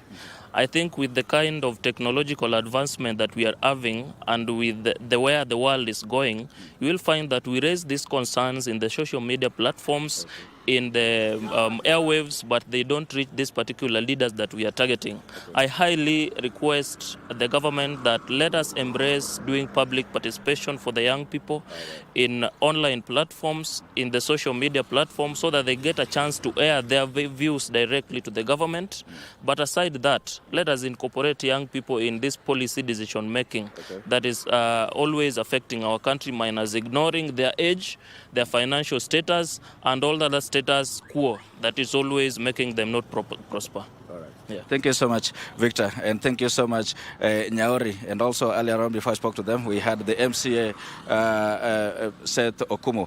Well, like you've heard from the three, they all appreciate the Katiba Day. They say it's quite a good move actually to set aside a particular day when Kenyans can talk about devolution, can talk about Katiba, and all the aspects that are found in there. Well, we are taking a very short break. You are watching Good Morning Kenya. We are taking a short break, but when we come back, we continue with the studio interview back in Nairobi.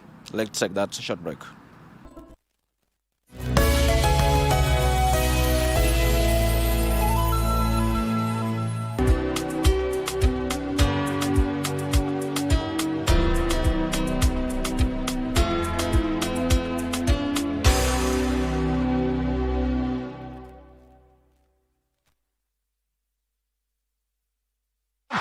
Turns left, fires home. Kenya lead. The ongoing CHAN 2024 is intriguing. Well, after the VAR check, it's been ruled out. It's not a goal. CAF's flagship tournament attracts over 1.4 billion TV audiences and 2.2 billion digital streams, making it one of the top 4 global football events. Full time, and Kenya have done the unthinkable. They go undefeated through the group stages in the group of death. To our esteemed sponsor and partner, numbers don't lie. To the 12th man in Kenya and globally, it is not boasting if you can back it up. we salute you. Let's keep doing it the way we know how. Live and exclusive on KBC Channel 1, your true sports partner.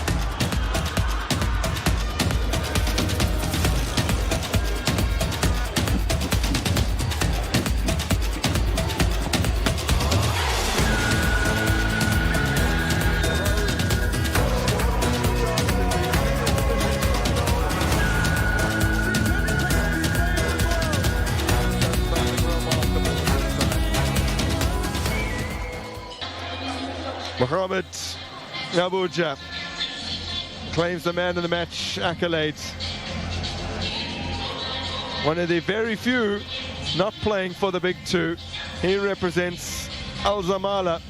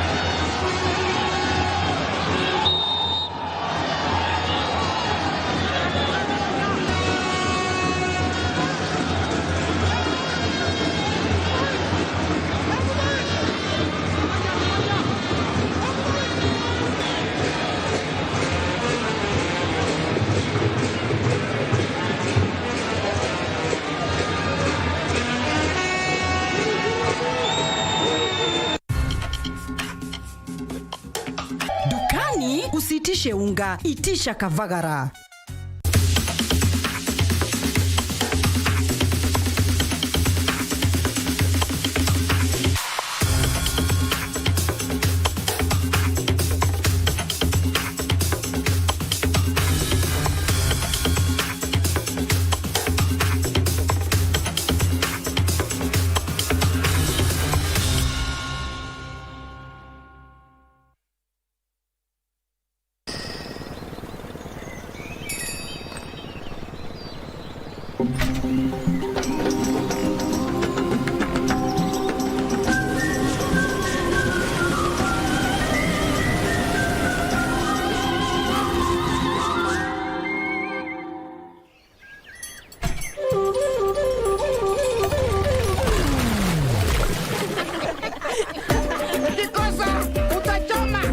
Introducing Duracoat Aquatec Clean Shield, Kenya's fast tintable waterproofing paint.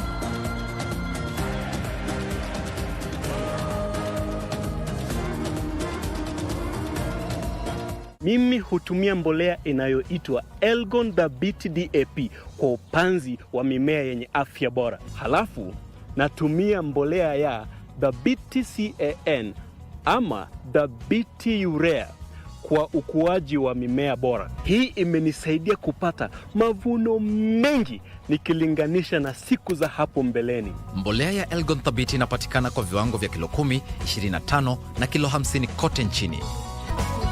Elgon Kenya Limited. Magharibi mwa Kenya.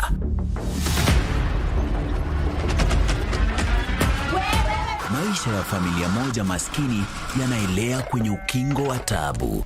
Umetoa wapi hizi pesa? Dadi, umeiba. Mwizi! Wewe ndio mwizi, unaiba mbuzi wangu. Baba ni mlevi, ameitelekeza familia yake na inayumbayumba. Leo mimi sijalewa na bado una raha.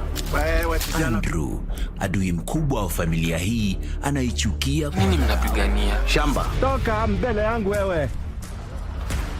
Pate pesa zetu bwana. Hauogopi Mungu, hauogopi shetani. Congratulations Dima. Nyamaza! Wanga kusema daktari anadanganya. Kwa Josh, kilichosalia ni mzigo mkubwa zaidi kielimu kama atafaulu kujiunga na chuo na kimaisha. Je, atatoboa?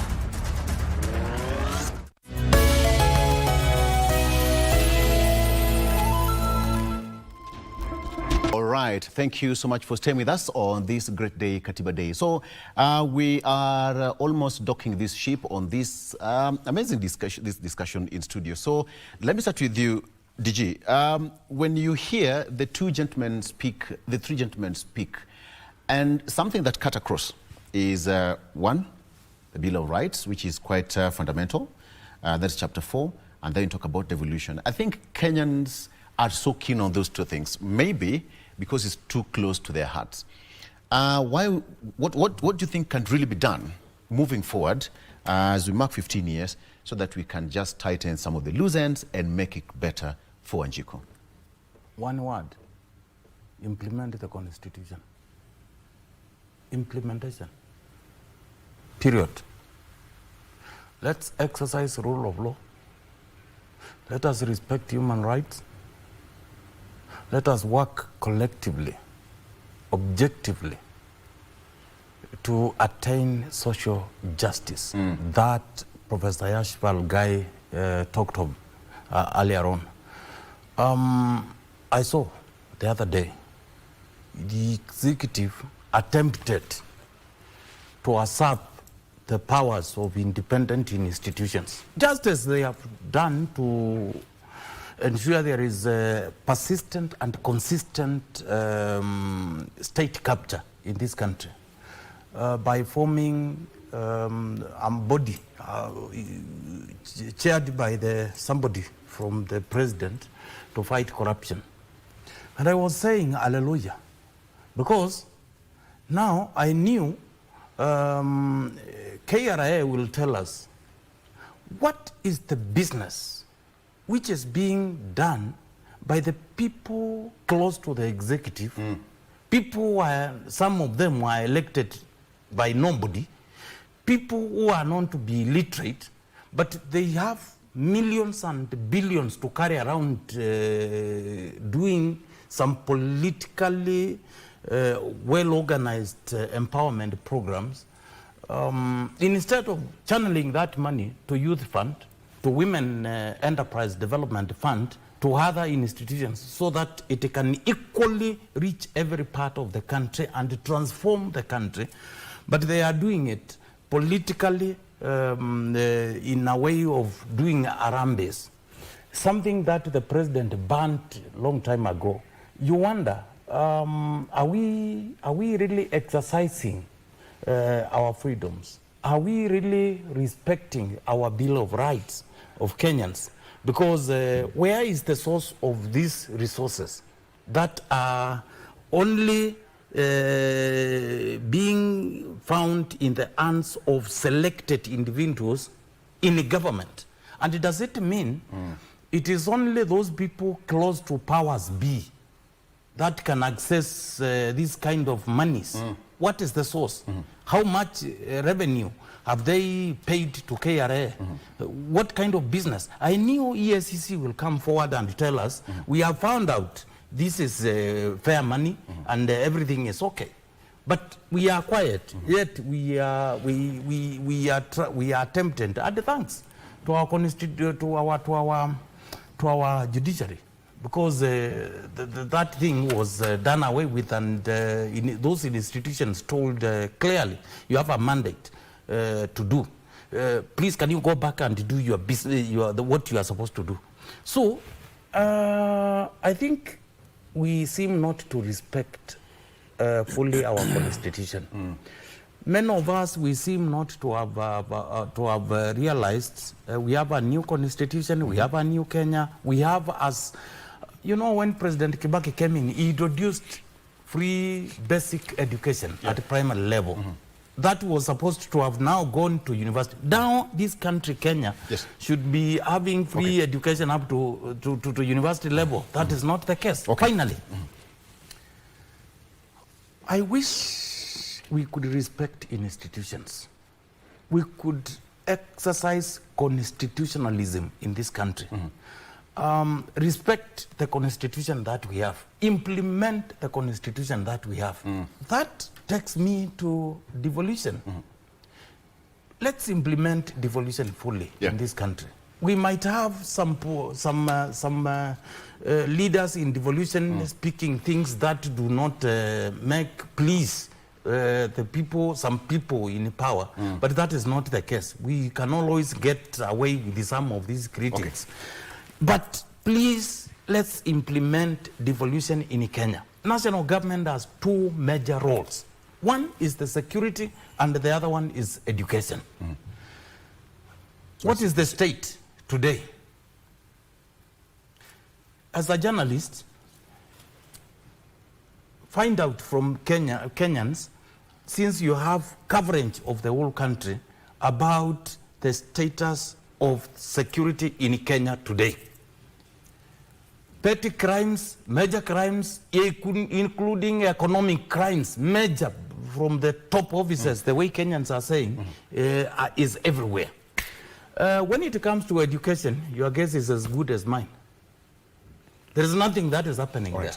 So in this case, we need to implement devolution fully to realize faster development, faster transformation for this country. I'm going to treat that as your final word. Yes. Fully implement the constitution. Yes. Senator, way forward. Way forward. You know, the deputy governor has it's like he's had a mouthful of words that we can't challenge. But I think I am a bit more optimistic. I think we are not doing badly. As far as the constitution is concerned, it's not fully being implemented, but I think some of it is the institutions or the people running institutions who are not doing their jobs. Because I think government all over the world is about the checks and balances. If everyone does its bit, if Parliament did its bit, Judiciary did its bit, those are the independent institutions, and there are so many. We created all those things, 15 commissions, independent, so that then these checks and balances can be there. I think if everyone did his bit, then this would be very fair. But I think the challenge is that which has not been addressed in this country, which we need a collective whatever is on corruption. That one, frankly, I think corruption is not about government, let me tell you. It's pervasive in the society. Appoint anyone to any public office, and within years or within months or within a period of time you hear that, so and so. So it's something that we need to address as a society. And I think unless we address that, then some of the challenges that have been mentioned about lack of resources and will not end, because the resources are disappearing. And you see people who are not running businesses, living in houses of 100 million, 200 million. People are not running businesses, but they're living large. It's all government. It's a pilferage. So I think corruption is something that needs a collective will, particularly from the top, to deal with. Yeah. Very good. I think let's wrap it up. But then, Daktari, we talked about the issue of gender equality, number one. You can just address that in 1 minute. And then give us a final word when it comes to, you had a mandate given by the president and you finalized your assignment, the 42 task member team, to just to go across the country and talk about what is really happening when it comes to femicide in the country. Your final remarks. Thank you very much. Bill of Rights is at the center of this constitution. And some of the provisions is the Article 27, that is equality and non-discrimination on any basis, including gender, including sex, including marital status. And that is, in some ways, we have respected it, but it needs to be implemented more, especially the two-third gender rule. Of course, we have said it hasn't gotten a framework for implementation. But gender and equality and non-discrimination was meant to cure the discrimination between men and women and other people. Yeah. But it's still there. And I saw it in this femicide exercise that I have been doing. Femicide, which is claiming the lives of very, very many Kenyan women per month. It is because of the inequalities that exist, the power dynamics that exist, the imbalances that exist between men and women. So that those discriminations are costing us lives. So that needs to be done. Now, coming to the femicide, as I have said, it is the GBV, increased GBV and femicide. Yeah. It is as a result of inequalities, the gender inequalities, which Article 27 was meant to cure. You know, when women are beaten and killed because they are weaker than the other sex, that is a power imbalance, which the Constitution aimed to cure. So we have done that. We went around the country. We have found we can attribute several causes to femicide and increased GBV. And as I say, the major one is the imbalances, the gender imbalances, the power dynamics. And the second one, there are several. We have lost our value system. The value system envisaged in Article 10 of the Constitution is not there. Our family role is quite eroded. Our respect for each other is gone. To the extent that you don't care what goes on with your neighbor. Yeah. She or he is being killed, and we have no obligation, no sense of care for each other.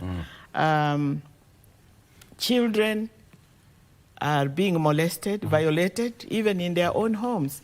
And we have this culture of silence. So in my view, our value system is gone. Yeah. In our view, we need to implement the Constitution, and especially the Bill of Rights, to correct these power imbalances, to create a form of obligation, citizen obligation to each other, so that wife beating is not a domestic private thing. It should concern all of us. So we have done our report. We are waiting for the president to do what he wants. So you're handing over the report today? To the deputy president. Then it goes to the president. But it is a good report, which, if implemented, again, is implementation. We are sure that incidences of GBV and femicide will be minimized. Yeah. Okay, great. All right, so before we wrap it up, let's cross over to Vivian, who is at the CBD, to also give us a feel, sights and sounds of Wakenya. Vivian, good morning. It's been a great discussion here in studio.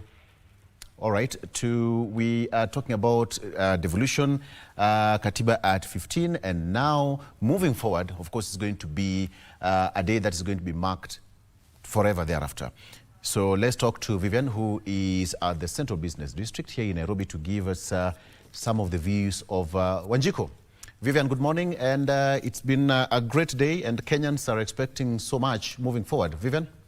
The streets of Nairobi and specifically at Kencom. So we are at the Central Business District, and we are talking to the common mwananchi, common Kenyans going about their business, just to get to understand from their point of view how the 2010 Constitution has gotten to impact or shape their life. 15 years later, let's get to hear from some of them, and I have one of them by the name Duncan. Duncan, karibu, come join me. Good morning. Good morning. You're doing well this morning? I'm doing good. All right, so it's 15 years since the promulgation of the Constitution, exactly 15 years, because it was on the 27th of August. So how would you say it has impacted your life?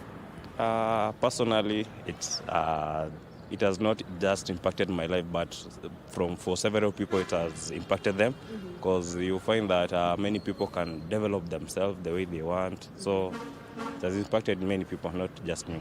Yeah. When it comes to devolution, what would be your point of view on how the 2010 Constitution has shaped that? Because devolution came from the 2010 Constitution. Okay. You find that nowadays the county governments are their own and the national government is in their own. Yeah. So you find that the county government that are having good maybe raw materials that they can develop themselves. Take an example of Kericho. They have developed because they have the green tea. Yeah. So they develop well. Infrastructures are good there. But when you find somewhere like maybe Samburu where they don't have those stuff, they find difficulties developing, you know? Yeah. All right. And maybe is there something that you feel maybe is still in the works that should be worked on? Yeah, I think the government should work on those counties that are not developed. Yeah, that's all. Yeah. Work on the budgeting of the counties? Yeah, maybe increasing their budgets, because sometimes they find strains. Maybe you find that sometimes the county government face troubles maybe in paying their county workers. You find that they go for 3 months without getting pay. So you see maybe their budgets are low, so that's affecting their budgets, yeah. So they should increase their budgets, actually, yeah. Okay. Yeah. Thank you so much, Duncan, for your time, and have a lovely day. Thank you. Okay, we have yet another Kenyan who is ready to speak to us. We have Dennis. Dennis, if you can join me, please. Yes, we just get their views and get to understand their feel, their point of view on what the 2010 Constitution has done for them. Dennis, come join me. Karibu. How are you? I'm good. You're well this morning. Yes. All right, speaking about the 2010 Constitution, how would you say it has shaped your life or the lives of Kenyans in general? Typically, we have seen since we had the new constitution, there has been people. There has been a good leadership. I've seen people they are following the constitution, and we are happy that right now most of our leaders they are following the constitution, and we are seeing good governance. Yes. All right. The Constitution states that the sovereign power belongs to the people. How would you say that has helped in shaping how the country is being run? Okay. When we look at in terms of when we are having the elections, we have seen the sovereign power belongs to the people, and we have seen people have power when casting these votes, and when also when also government doing public participation when it comes to maybe bills being passed in the parliament. Yeah. Yes. Is there anything that you feel is still in the works and can be worked on? When we in one of the key number 4, Bills of Rights, I would like the government to look at that mostly so that because of the rights of the people. When we have seen previously when we had demos, so many people maybe were killed, and maybe government would violate the rights of the people. They don't hear the grievances of its own people. I would suggest like the government should look upon that so that the people feel that they are well looked at so that they feel that they own this country. And yes. Thank you so very much for your time, and have a lovely day. Thank you. There you have it. Those are the views of Kenyans right here at the Central Business District. And that is their feel on how the Constitution, the 2010 Constitution, so far is shaping their lives. We'll keep talking to you and getting to hear more views of the people right here from the CBD. Back to you in studio, Victor. Very good. Kenyans will always have something to say because this constitution belongs to all of us, and that is where Wanjiku matters. Okay. It has been a very good run. Thank you so much for being a part of the show. To everyone who's been watching since 6 a.m. Asante sana for being a part of this particular program. And remember, Katiba at 15 still continues. We'll be having a detailed report in our subsequent bulletins across the day. But I want to leave you right now. But I want to appreciate my guest who's been here, Honorable Francis Mwangangi, Deputy Governor of Machakos County. Thank you so much, sir, for joining us, as well as retired Honorable Lady Justice, retired Dr. Nancy Baraza. Thank you so much for coming as well, and Honorable Bill Okero, former Senator of Mandera County. The best person to thank is you for watching. Let's right away take a break, and when we cross over to Senate, where we are going to have that live proceeding of the impeachment of Kericho Governor Eric Mutai, which will continue until next week. Bye-bye.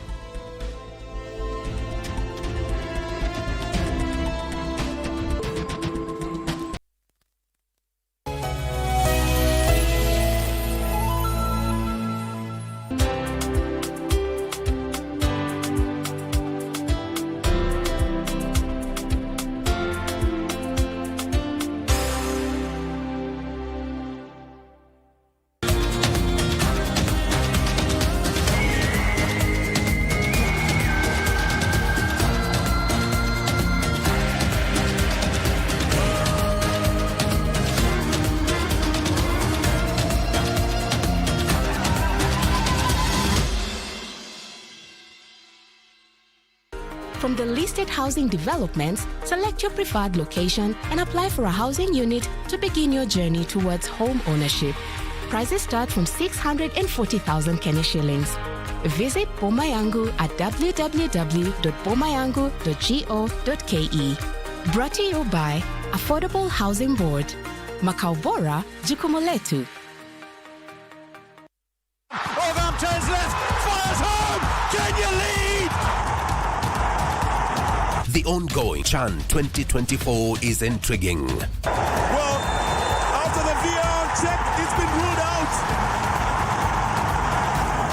It's not a goal.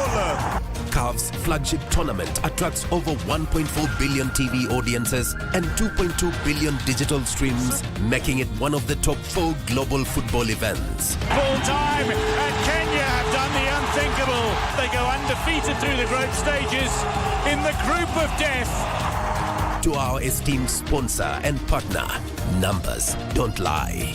To the 12th man in Kenya and globally, it is not boasting if you can back it up. We salute you.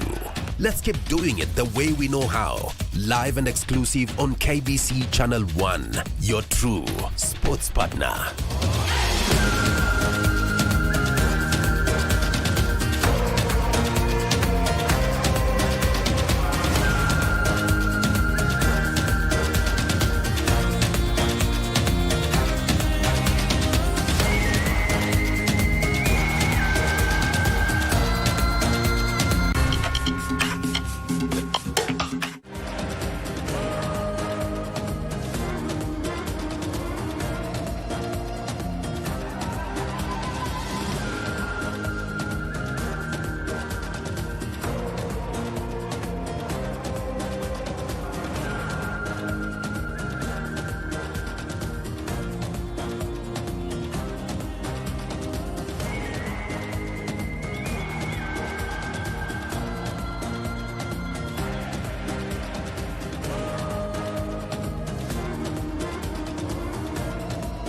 Mimi hutumia mbolea inayoitwa Elgon Thabiti DAP kwa upanzi wa mimea yenye afya bora. Halafu natumia mbolea ya Thabiti CAN ama Thabiti Urea kwa ukuaji wa mimea bora. Hii imenisaidia kupata mavuno mengi nikilinganisha na siku za hapo mbeleni. Mbolea ya Elgon Thabiti inapatikana kwa viwango vya kilo 10, 25 na kilo 50 kote nchini.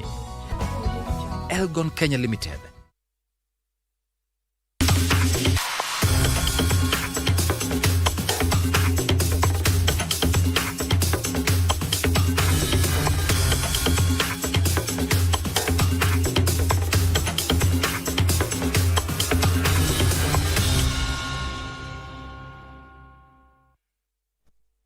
Meet the experts who empower you with competent skills at craft, certificate and diploma.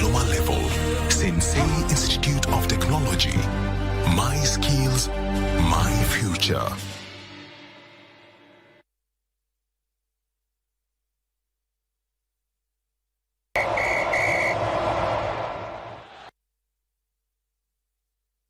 Given away cheaply here.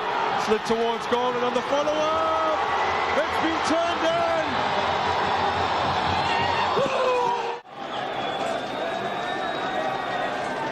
Now it's a blind pass played. It might go down as a Ghazala own goal.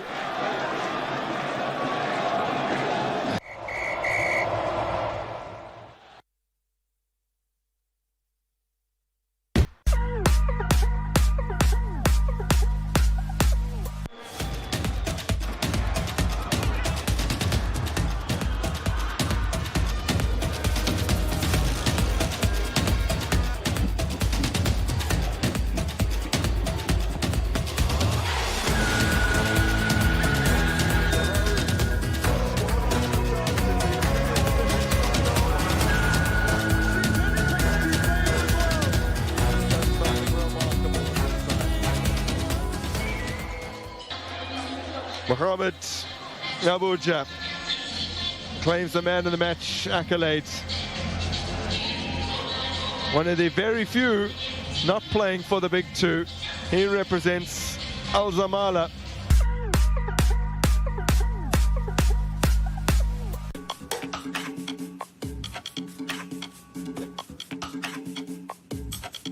We are real people who give real care. Visit www.definiteassurance.com or email info@definiteassurance.com for more information, or contact 0708-247-247 or 0788-247-247. Definite Assurance. You are definitely covered. Je, uko nao.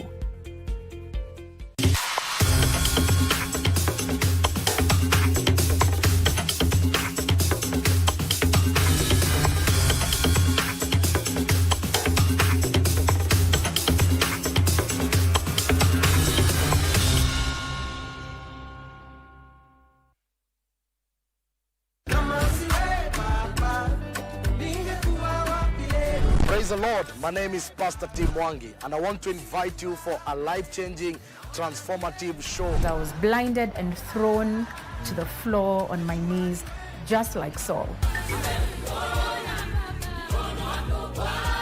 Conversations. Gen Z ni nani?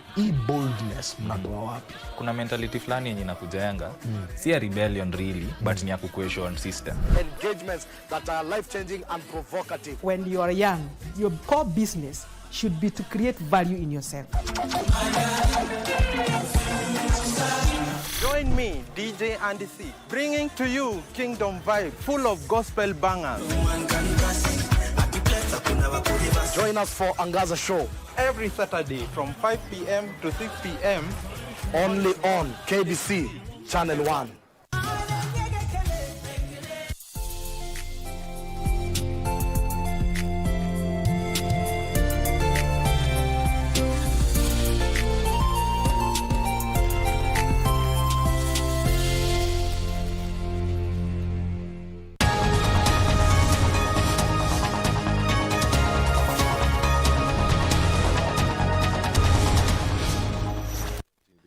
Assembly and their council, if any, and there will also be the introduction of Governor of Kericho and the council representing the governor, if any.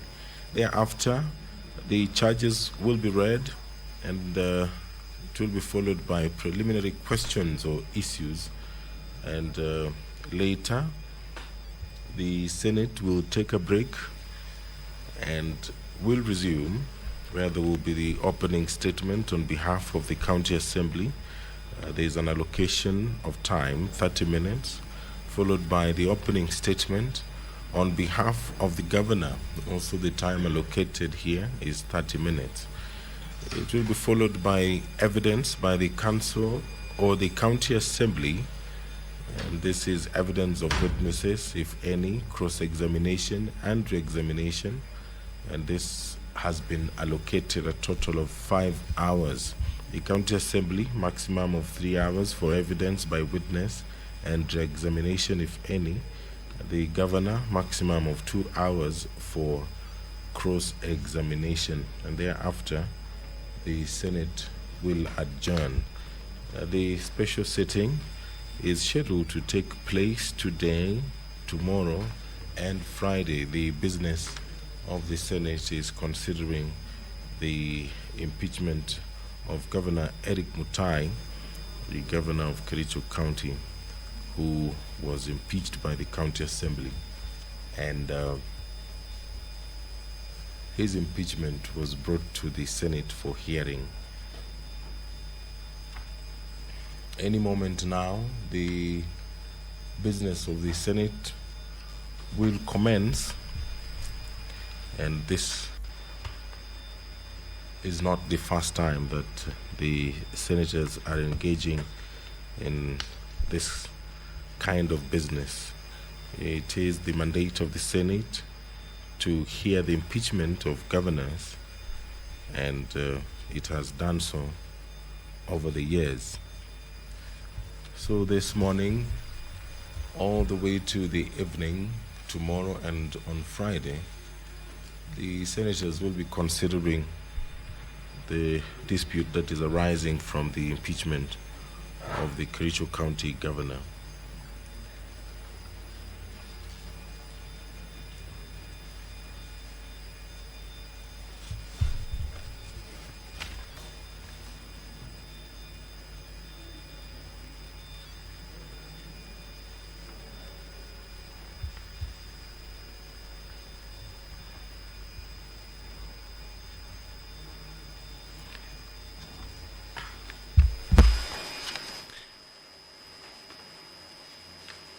And just a quick recap of the order of business this morning. There will be the pre-hearing meeting for senators. This will last 1 hour. It is a closed session. It will be followed by preliminaries, where there will be recital of the mandate of the Senate, the rules of procedure, and the hearing program.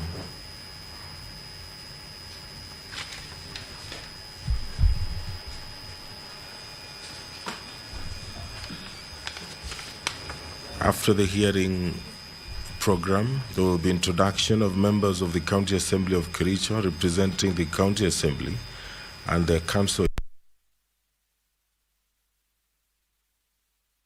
County and the council representing the governor, if any. And thereafter, the charges will be read. This will take approximately 30 minutes. And after that, there will be preliminary questions or issues. And after that, the Senate will take a break. And when it resumes at 2:30, there will be the opening statement on behalf of the County Assembly. The time allocation here is 30 minutes, followed by the opening statement on behalf of the governor. Also, time allocated there is 30 minutes. Thereafter, there will be evidence by the County Assembly, evidence of witnesses, if any, cross-examination and re-examination. The time allocated for this exercise is 5 hours. It includes the County Assembly, maximum of 3 hours for evidence by witness and re-examination, if any, and the governor, maximum of 2 hours for cross-examination. After that, the Senate will adjourn and resume the sittings tomorrow.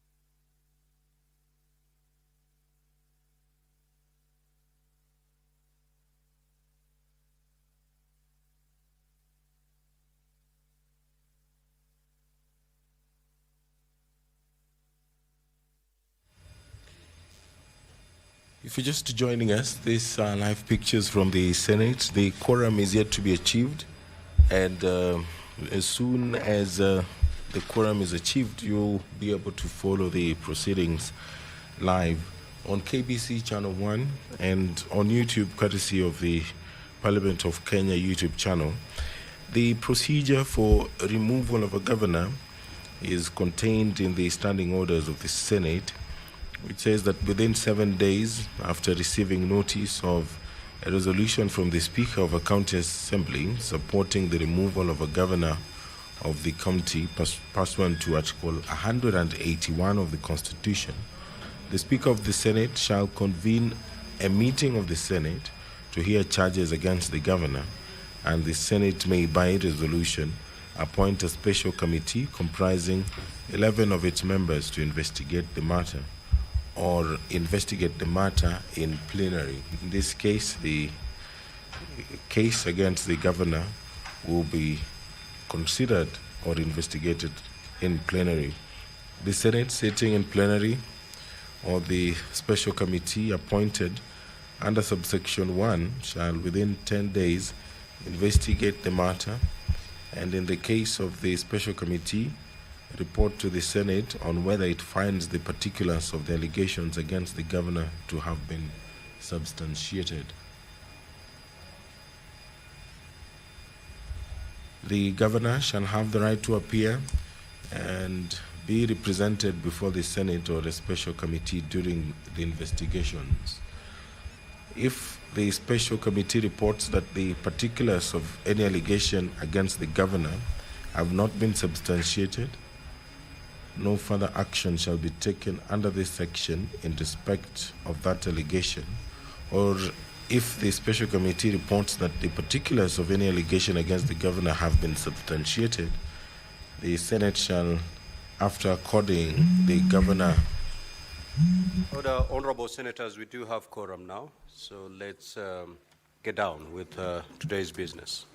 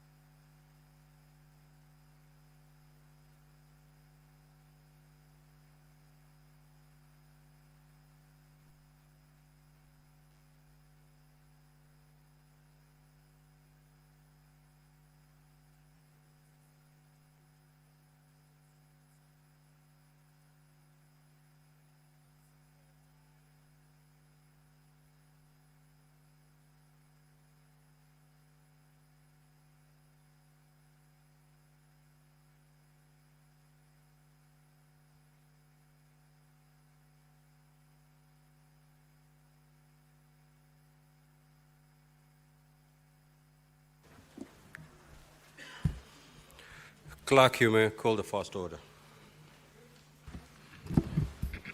Order number 1, communication from the chair.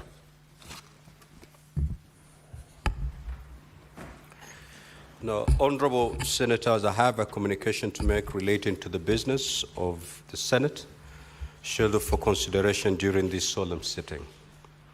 You will recall that at the special sitting of the Senate, held on Wednesday, the 20th of August, 2025, I appointed today, Wednesday, 27th of August, 2025, Thursday, 28th of August, 2025, and Friday, 29th of August, 2025, as the days when the Senate will hear the charges for the proposed removal from office by impeachment of Honorable Eric Mutai, the Governor of Kericho County. Now, via the Gazette Notice number 11796, dated the 21st of August 2025, I notify the general public that pursuant to Standing Order 81B2 of the Senate Standing Orders, the Senate shall investigate the proposed removal from office by impeachment of Honorable Eric Mutahi, the Governor of Kericho County, in plenary. Consequently, a hearing program has been prepared and appended to the order paper for today. Now, Honorable Senators, ladies and gentlemen, in accordance with the schedule of activities for an impeachment hearing in plenary, the Senate will hold a closed-door preparatory session to deliberate on the management of the investigation. The objective of the preparatory session is to ensure that the process is conducted seamlessly, concluded timely, and in line with the requirements set out under the Constitution, the County Governments Act, and the Senate Standing Orders. Honorable Senators, during the pre-hearing, the parties, if they are present, all members of the public and the media will be expected to withdraw from the chamber, and the galleries and any form of broadcasting from the chamber shall cease forthwith. Consequently, I now direct the parties, all members of the public, and the media to withdraw from the chamber and the galleries, and that any form of broadcast from the chamber to cease forthwith. In accordance with the hearing program for an impeachment hearing in plenary, the open session will commence at 10 a.m. I thank you.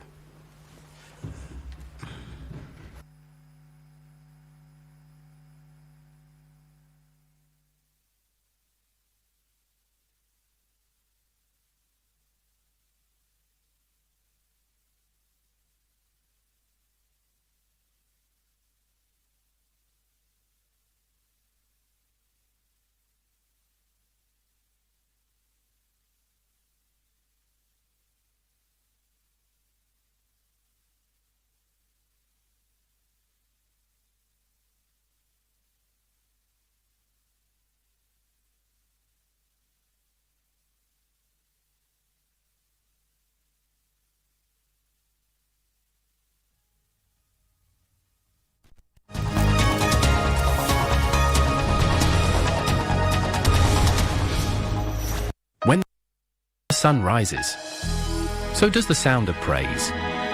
Every weekend, join us on a spiritual journey filled with soul-stirring music, powerful testimonies, and the true heart of worship. From Kenya's most anointed voices to the new generation of gospel ministers, Worship Experience brings you the atmosphere of heaven right into your home. Don't miss Worship Experience every Saturday and Sunday, only on KBC Channel 1.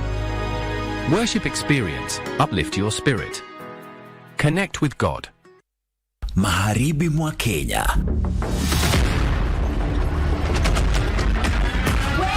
Maisha ya familia moja maskini yanaelea kwenye ukingo wa taabu. Unatoa hizi pesa. Daddy umeiba. Mwizi! Wewe ndio mwizi unaiba mbuzi wangu. Baba ni mlevi, ameitelekeza familia yake na inayumba. Leo mimi sijaelewa na bado una raha. Andrew, adui mkubwa wa familia hii, anaichukia. Mimi ninapigania shamba. Toka mbele yangu wewe. Pate pesa zetu bwana. Hauogopi Mungu, hauogopi shetani. Congratulations Dina. Nyamaza, wanga kumagatele anadanganya. Kwa Josh, kilichosalia ni mzigo mkubwa zaidi kielimu kama atafaulu kujiunga na chuo na kimaisha. Je, atatoboa?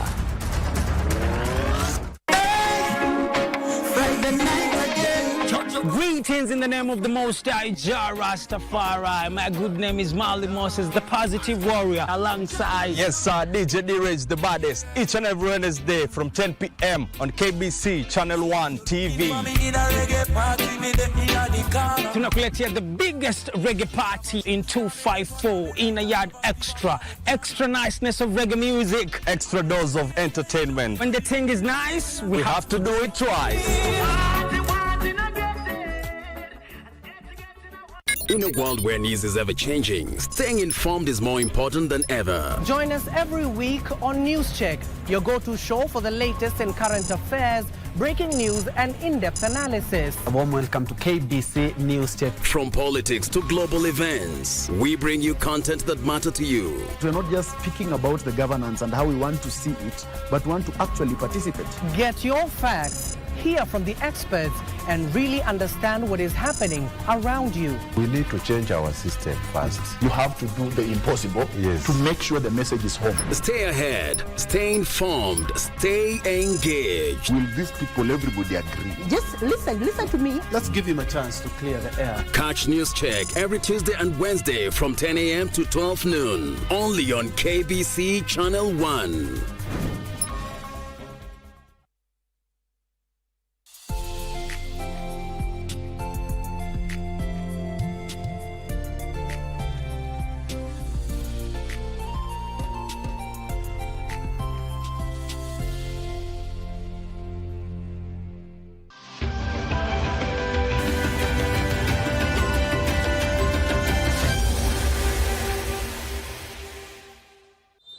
As we start the game,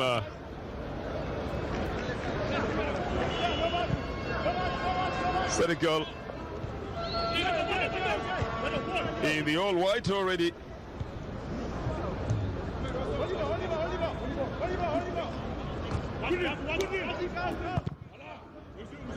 Already going into it, trying to make the best of it with Moussa Cisse. Another of the youngsters in this game.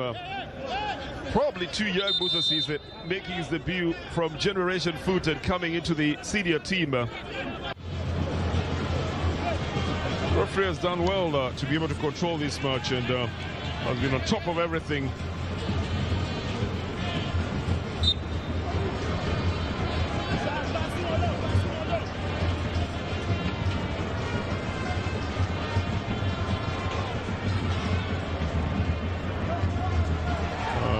To power through here. The goalkeeper makes the cardinal mistake of getting out of the goal area. Here is a shot, it's in the net! From the mistake by the goalkeeper, Christian Gobi has gotten onto the score chart here. Looked like a very innocent move from Serid Mokhtar Koite in the midfield. And the goalkeeper makes the mistake of coming out of his line on the left side. Christian Gobi, the 24-year-old, very well-traveled player, makes no mistake. A quick power shot makes it impossible for the captain, Junior Harrison Duka, to get to it.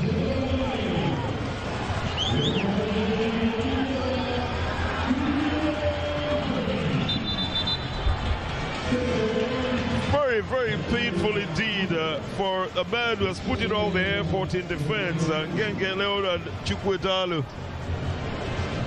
But a sweet one for the Senegalese side. That's the man to celebrate at the moment. Did not communicate with the goalkeeper well enough. The Lions of Teranga of Senegal were forced to share the spoils with Congo, who held them to a 1-0 draw in their second Group D match.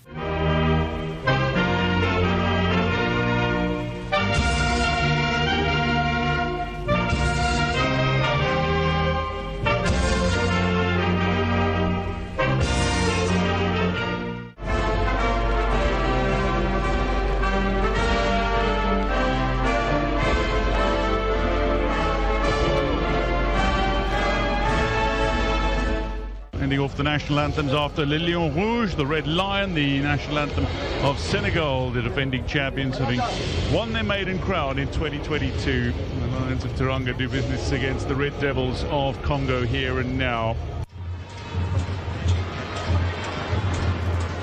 Trying the one ball. Congo enjoy using their flanks and looking to do so wisely. Atipo charging in. It's a wonderful delivery and it's finished brilliantly by a man who celebrated his birthday just last week.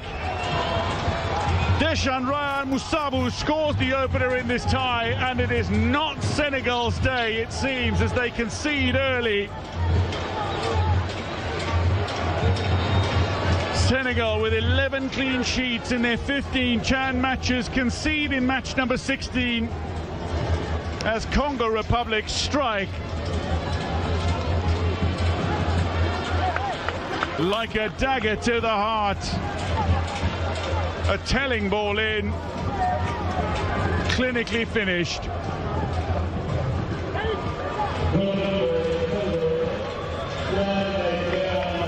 Whipped in from out wide, left by Ndiaye.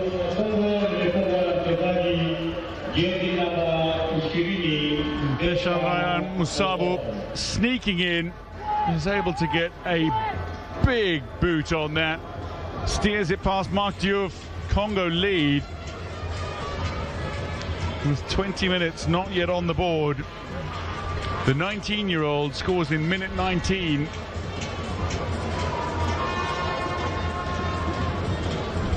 Senegal captain Cease is needing some medical attention again. It looks like his nose has begun to bleed again. He's down at the edge of his technical area. So Senegal have only 10 players on the park as they take this corner. It's gone deep toward the back post, kept alive, looking for an acrobatic finish. He's almost inadvertently run into his own player. Sene Ndiaye and Moussa Cissé nearly came together. The chance is here and the chance is taken. Senegal find an equaliser and it's come from the unlikeliest of sources. The left back, Joseph Layous Sam, strikes true. Senegal back in this tie as they find a light equaliser in Zanzibar City.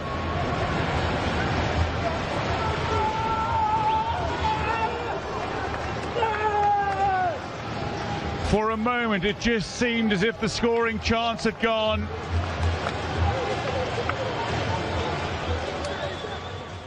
This is Musa Hussein Kanti wearing 23 for Sudan. The Lions of Teranga of Senegal stayed on course for their title defense in the 2024 African Nations Championship when they finished second in Group D after being held to a goalless draw by Sudan, who also advanced to the knockout phase as a Group D winners to set up a quarter-final match against Algeria, while Senegal booked their ticket against Uganda.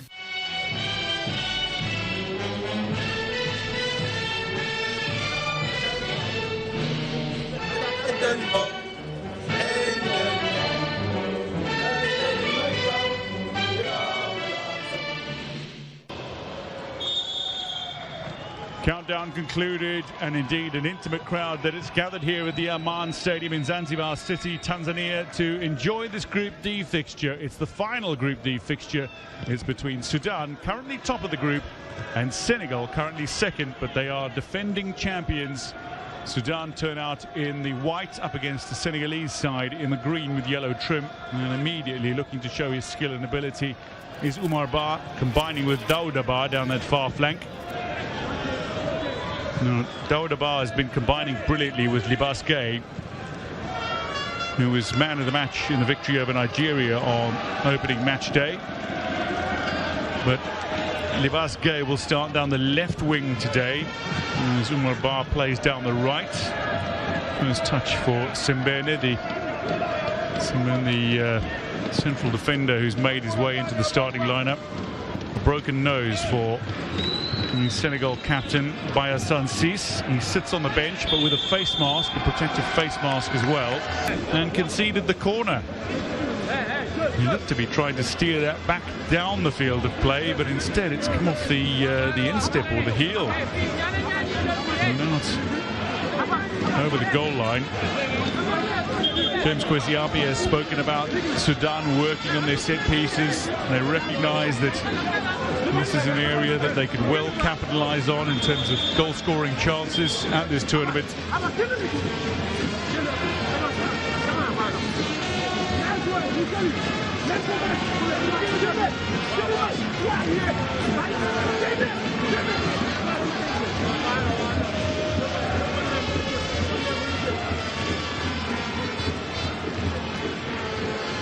Ahmed Abdulmunim, the Omerid fullback, stands over this one to deliver. A trio of players seeking a touch on the end of one. Adil has gone down. Referee says nothing wrong, and it'll be a goal kick to Senegal. There's Adil, Salah El-Din Adil. Semben play alongside one another in defence in the Capital Club. Lovely ball now wide, Libaske, shot taken, it's powerful, it's a drive, but it's equal from Mohamed El Noor down into his left.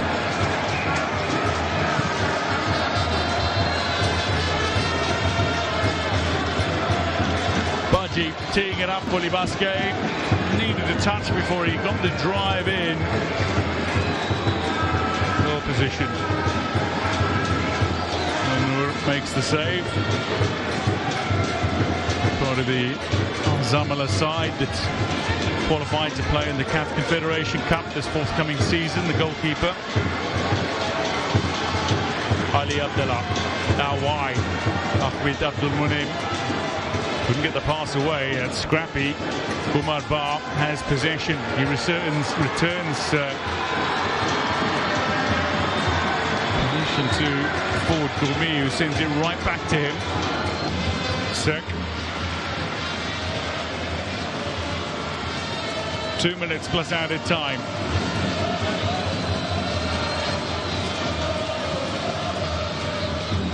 Jai.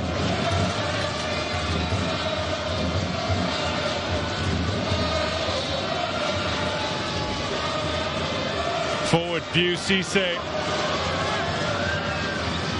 Just fell a little too far away from him. Bar trying to recover. Ahmed Abdul Munim. Back to Musa Hussein Kanti, very deep. Jai bumped off the ball, a little too physical from Ter, the substitute striker for Sudan, and with that we're going to see a couple of changes. Musa Cisse makes way. The other player to be substituted off is Umar Ba. On in their places, Bonaventure Fonseca and Amit Nyang. That was Fonseca.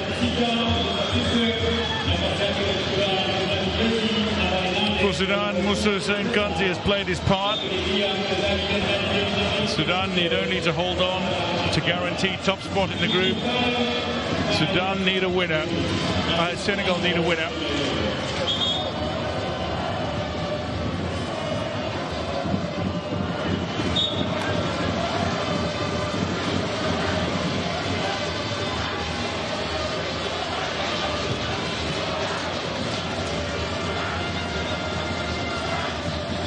Sudanese throw.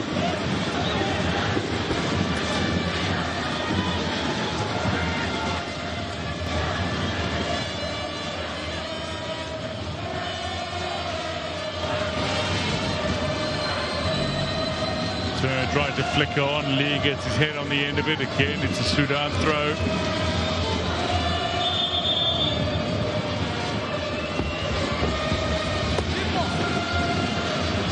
Now, the referee just wants to go check on Mohamed El Noor, the Sudanese goalkeeper. 25-year-old, he's holding onto his right hamstring. So sat down on the turf. One goal conceded in this tournament. It's been a positive tournament for Sudan in so many respects, given the challenges they faced in the build-up to this event.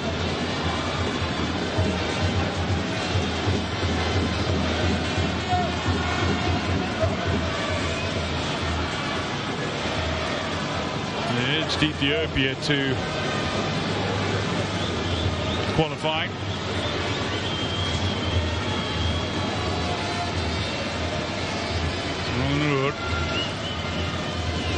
It's receiving a little medical attention in the closing minutes. We're deep into added time.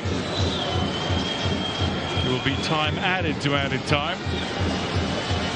Adil, second half yellow card, but his contribution has been immense.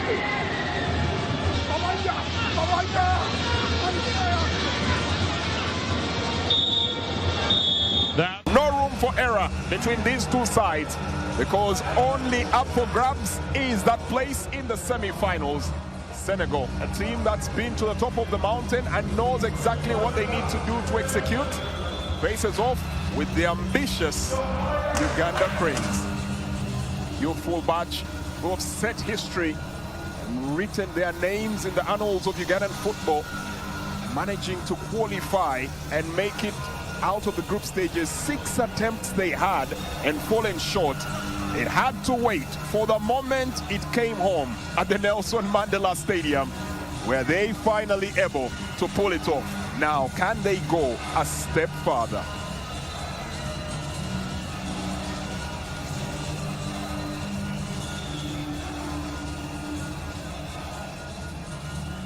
With the tickets selling out in barely 8 hours. Silence engulfed the Nelson Mandela National Stadium in Kampala after co-host Uganda were eliminated in the quarterfinals of the 2024 edition of CHAN by defending champion Senegal, whom they pushed all the way to lose by a solitary goal as the Lions of Teranga set up a semi-final match against the Atlas Lions of Morocco. The cathedral of sports in Uganda, the Nelson Mandela Stadium, for the next 90 minutes and beyond, if need be, will now play host and witness to the quarterfinals of the 8th edition of the African Nations Championships. Gavin Chizito Mugweri and Regan Mpande, some of the youngsters that have now been blooded to come of age and have earned the right now to take on some of their would-be idols, titans in every right. And once again, they'll be tested out here in the next couple of minutes. And all hopes will be pinned on the playmaker-in-chief, Alan Okello, shot 21. He's been the maestro and will now pit his weights against the very best here from Senegal. With Kenya having been dumped out yesterday, as well as Tanzania, East Africa's sole representative in the Pamoja tournament is now Uganda, and they do have quite the task ahead of them. Senegal will be intent on making sure that they make it once again to the semi-finals and attempt to retain their crown. The match is in a couple of seconds, but for now we pay allegiance to the two nations and their national anthems.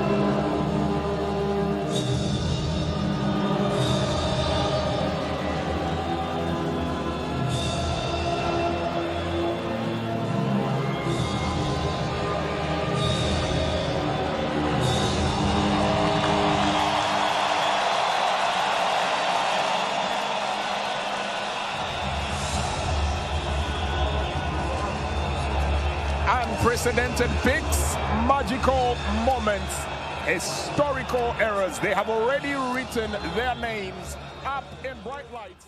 All of them looking to get forward, but quite a bit of preference for more numbers in that midfield.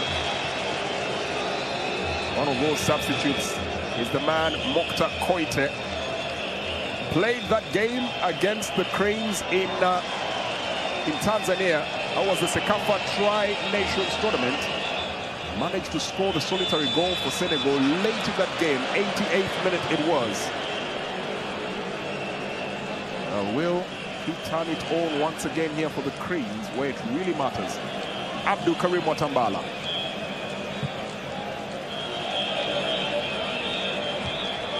Meets the head of Habata Chai. And once again to the foot of Regan Pande. Spreads it out. The support here from Sebagala. Through the center, Watambala. Gets Gavin into the game. That's that roll for Alan Okello. And the attack, Serun Joji. Pretty advanced. Gavin tries to get the ball back to Okello. There's a bit of a coming together. And a tumble of players to the ground. That's a free kick. Basse Gaye, he had 4 completed passes in the past 45 minutes.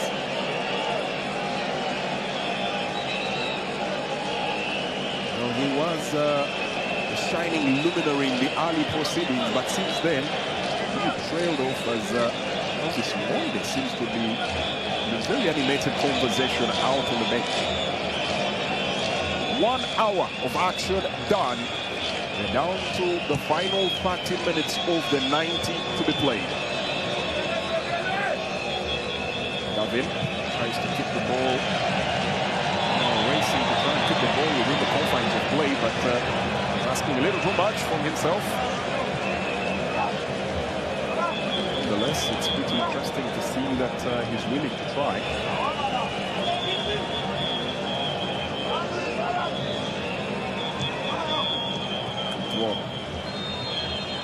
Ayose trying to get to Koita. We lose possession.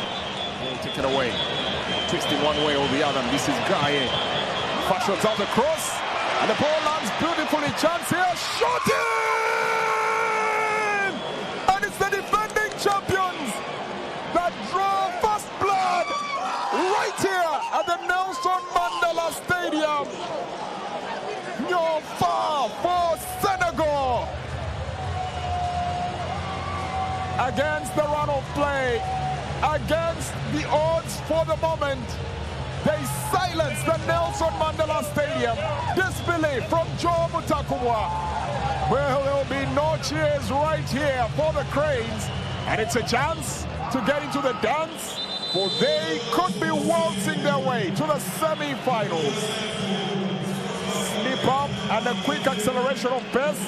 Libase Gaye, the orchestrator in chief, and when the ball landed flush, no mistake from Omar Ba, angles that brilliantly with surgical precision. Bottom corner, goalkeepers always hate that, and that just might be the moment that puts the Lions of Terenga with 1 foot towards the semi-finals. Uganda 0, Senegal 1.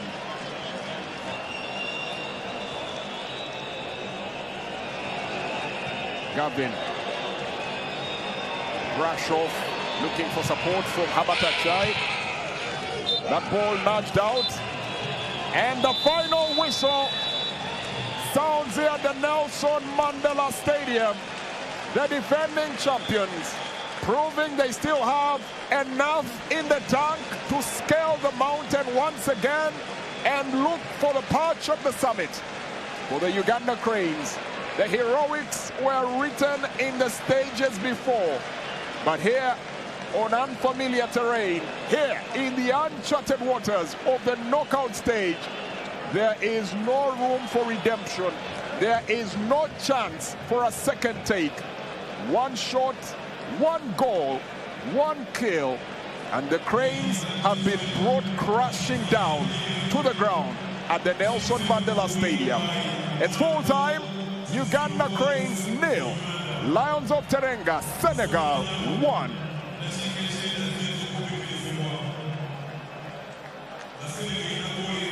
Well, there'll be no songs to sing here for the fans. There'll be no chants.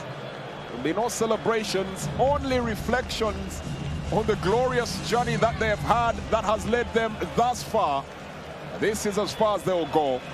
Ahim Bisibwe, for the first time brought on as a substitute and not having a mark on the game. Frustration is evident, but they'll have a wry smile about them. For this time, they managed to go a step further than they normally do. Managed to qualify from the group stages, but only just one stage later. And now they will only be participants from the sidelines. They'll only be spectators.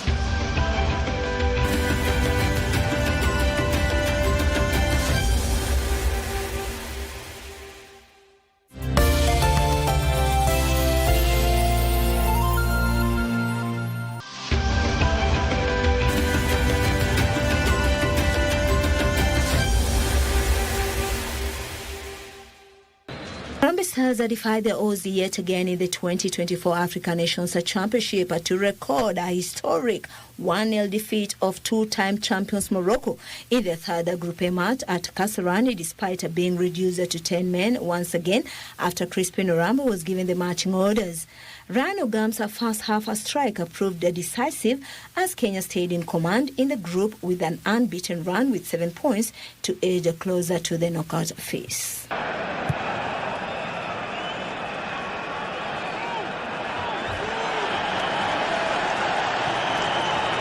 Mansour feeding the pass out to Mushiri.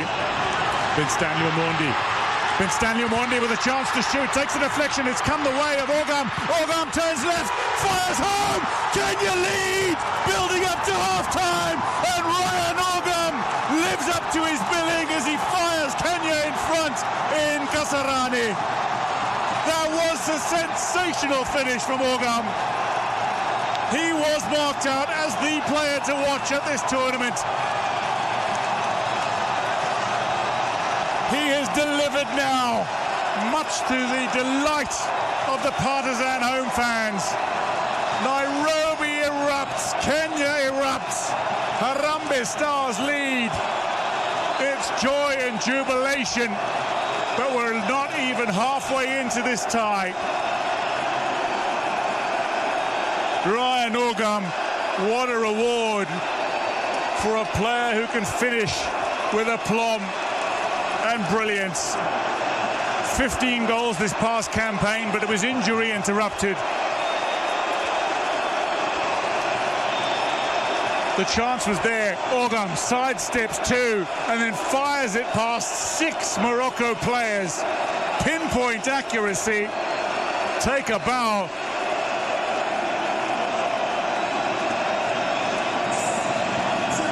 Ryan Wesley Ogam.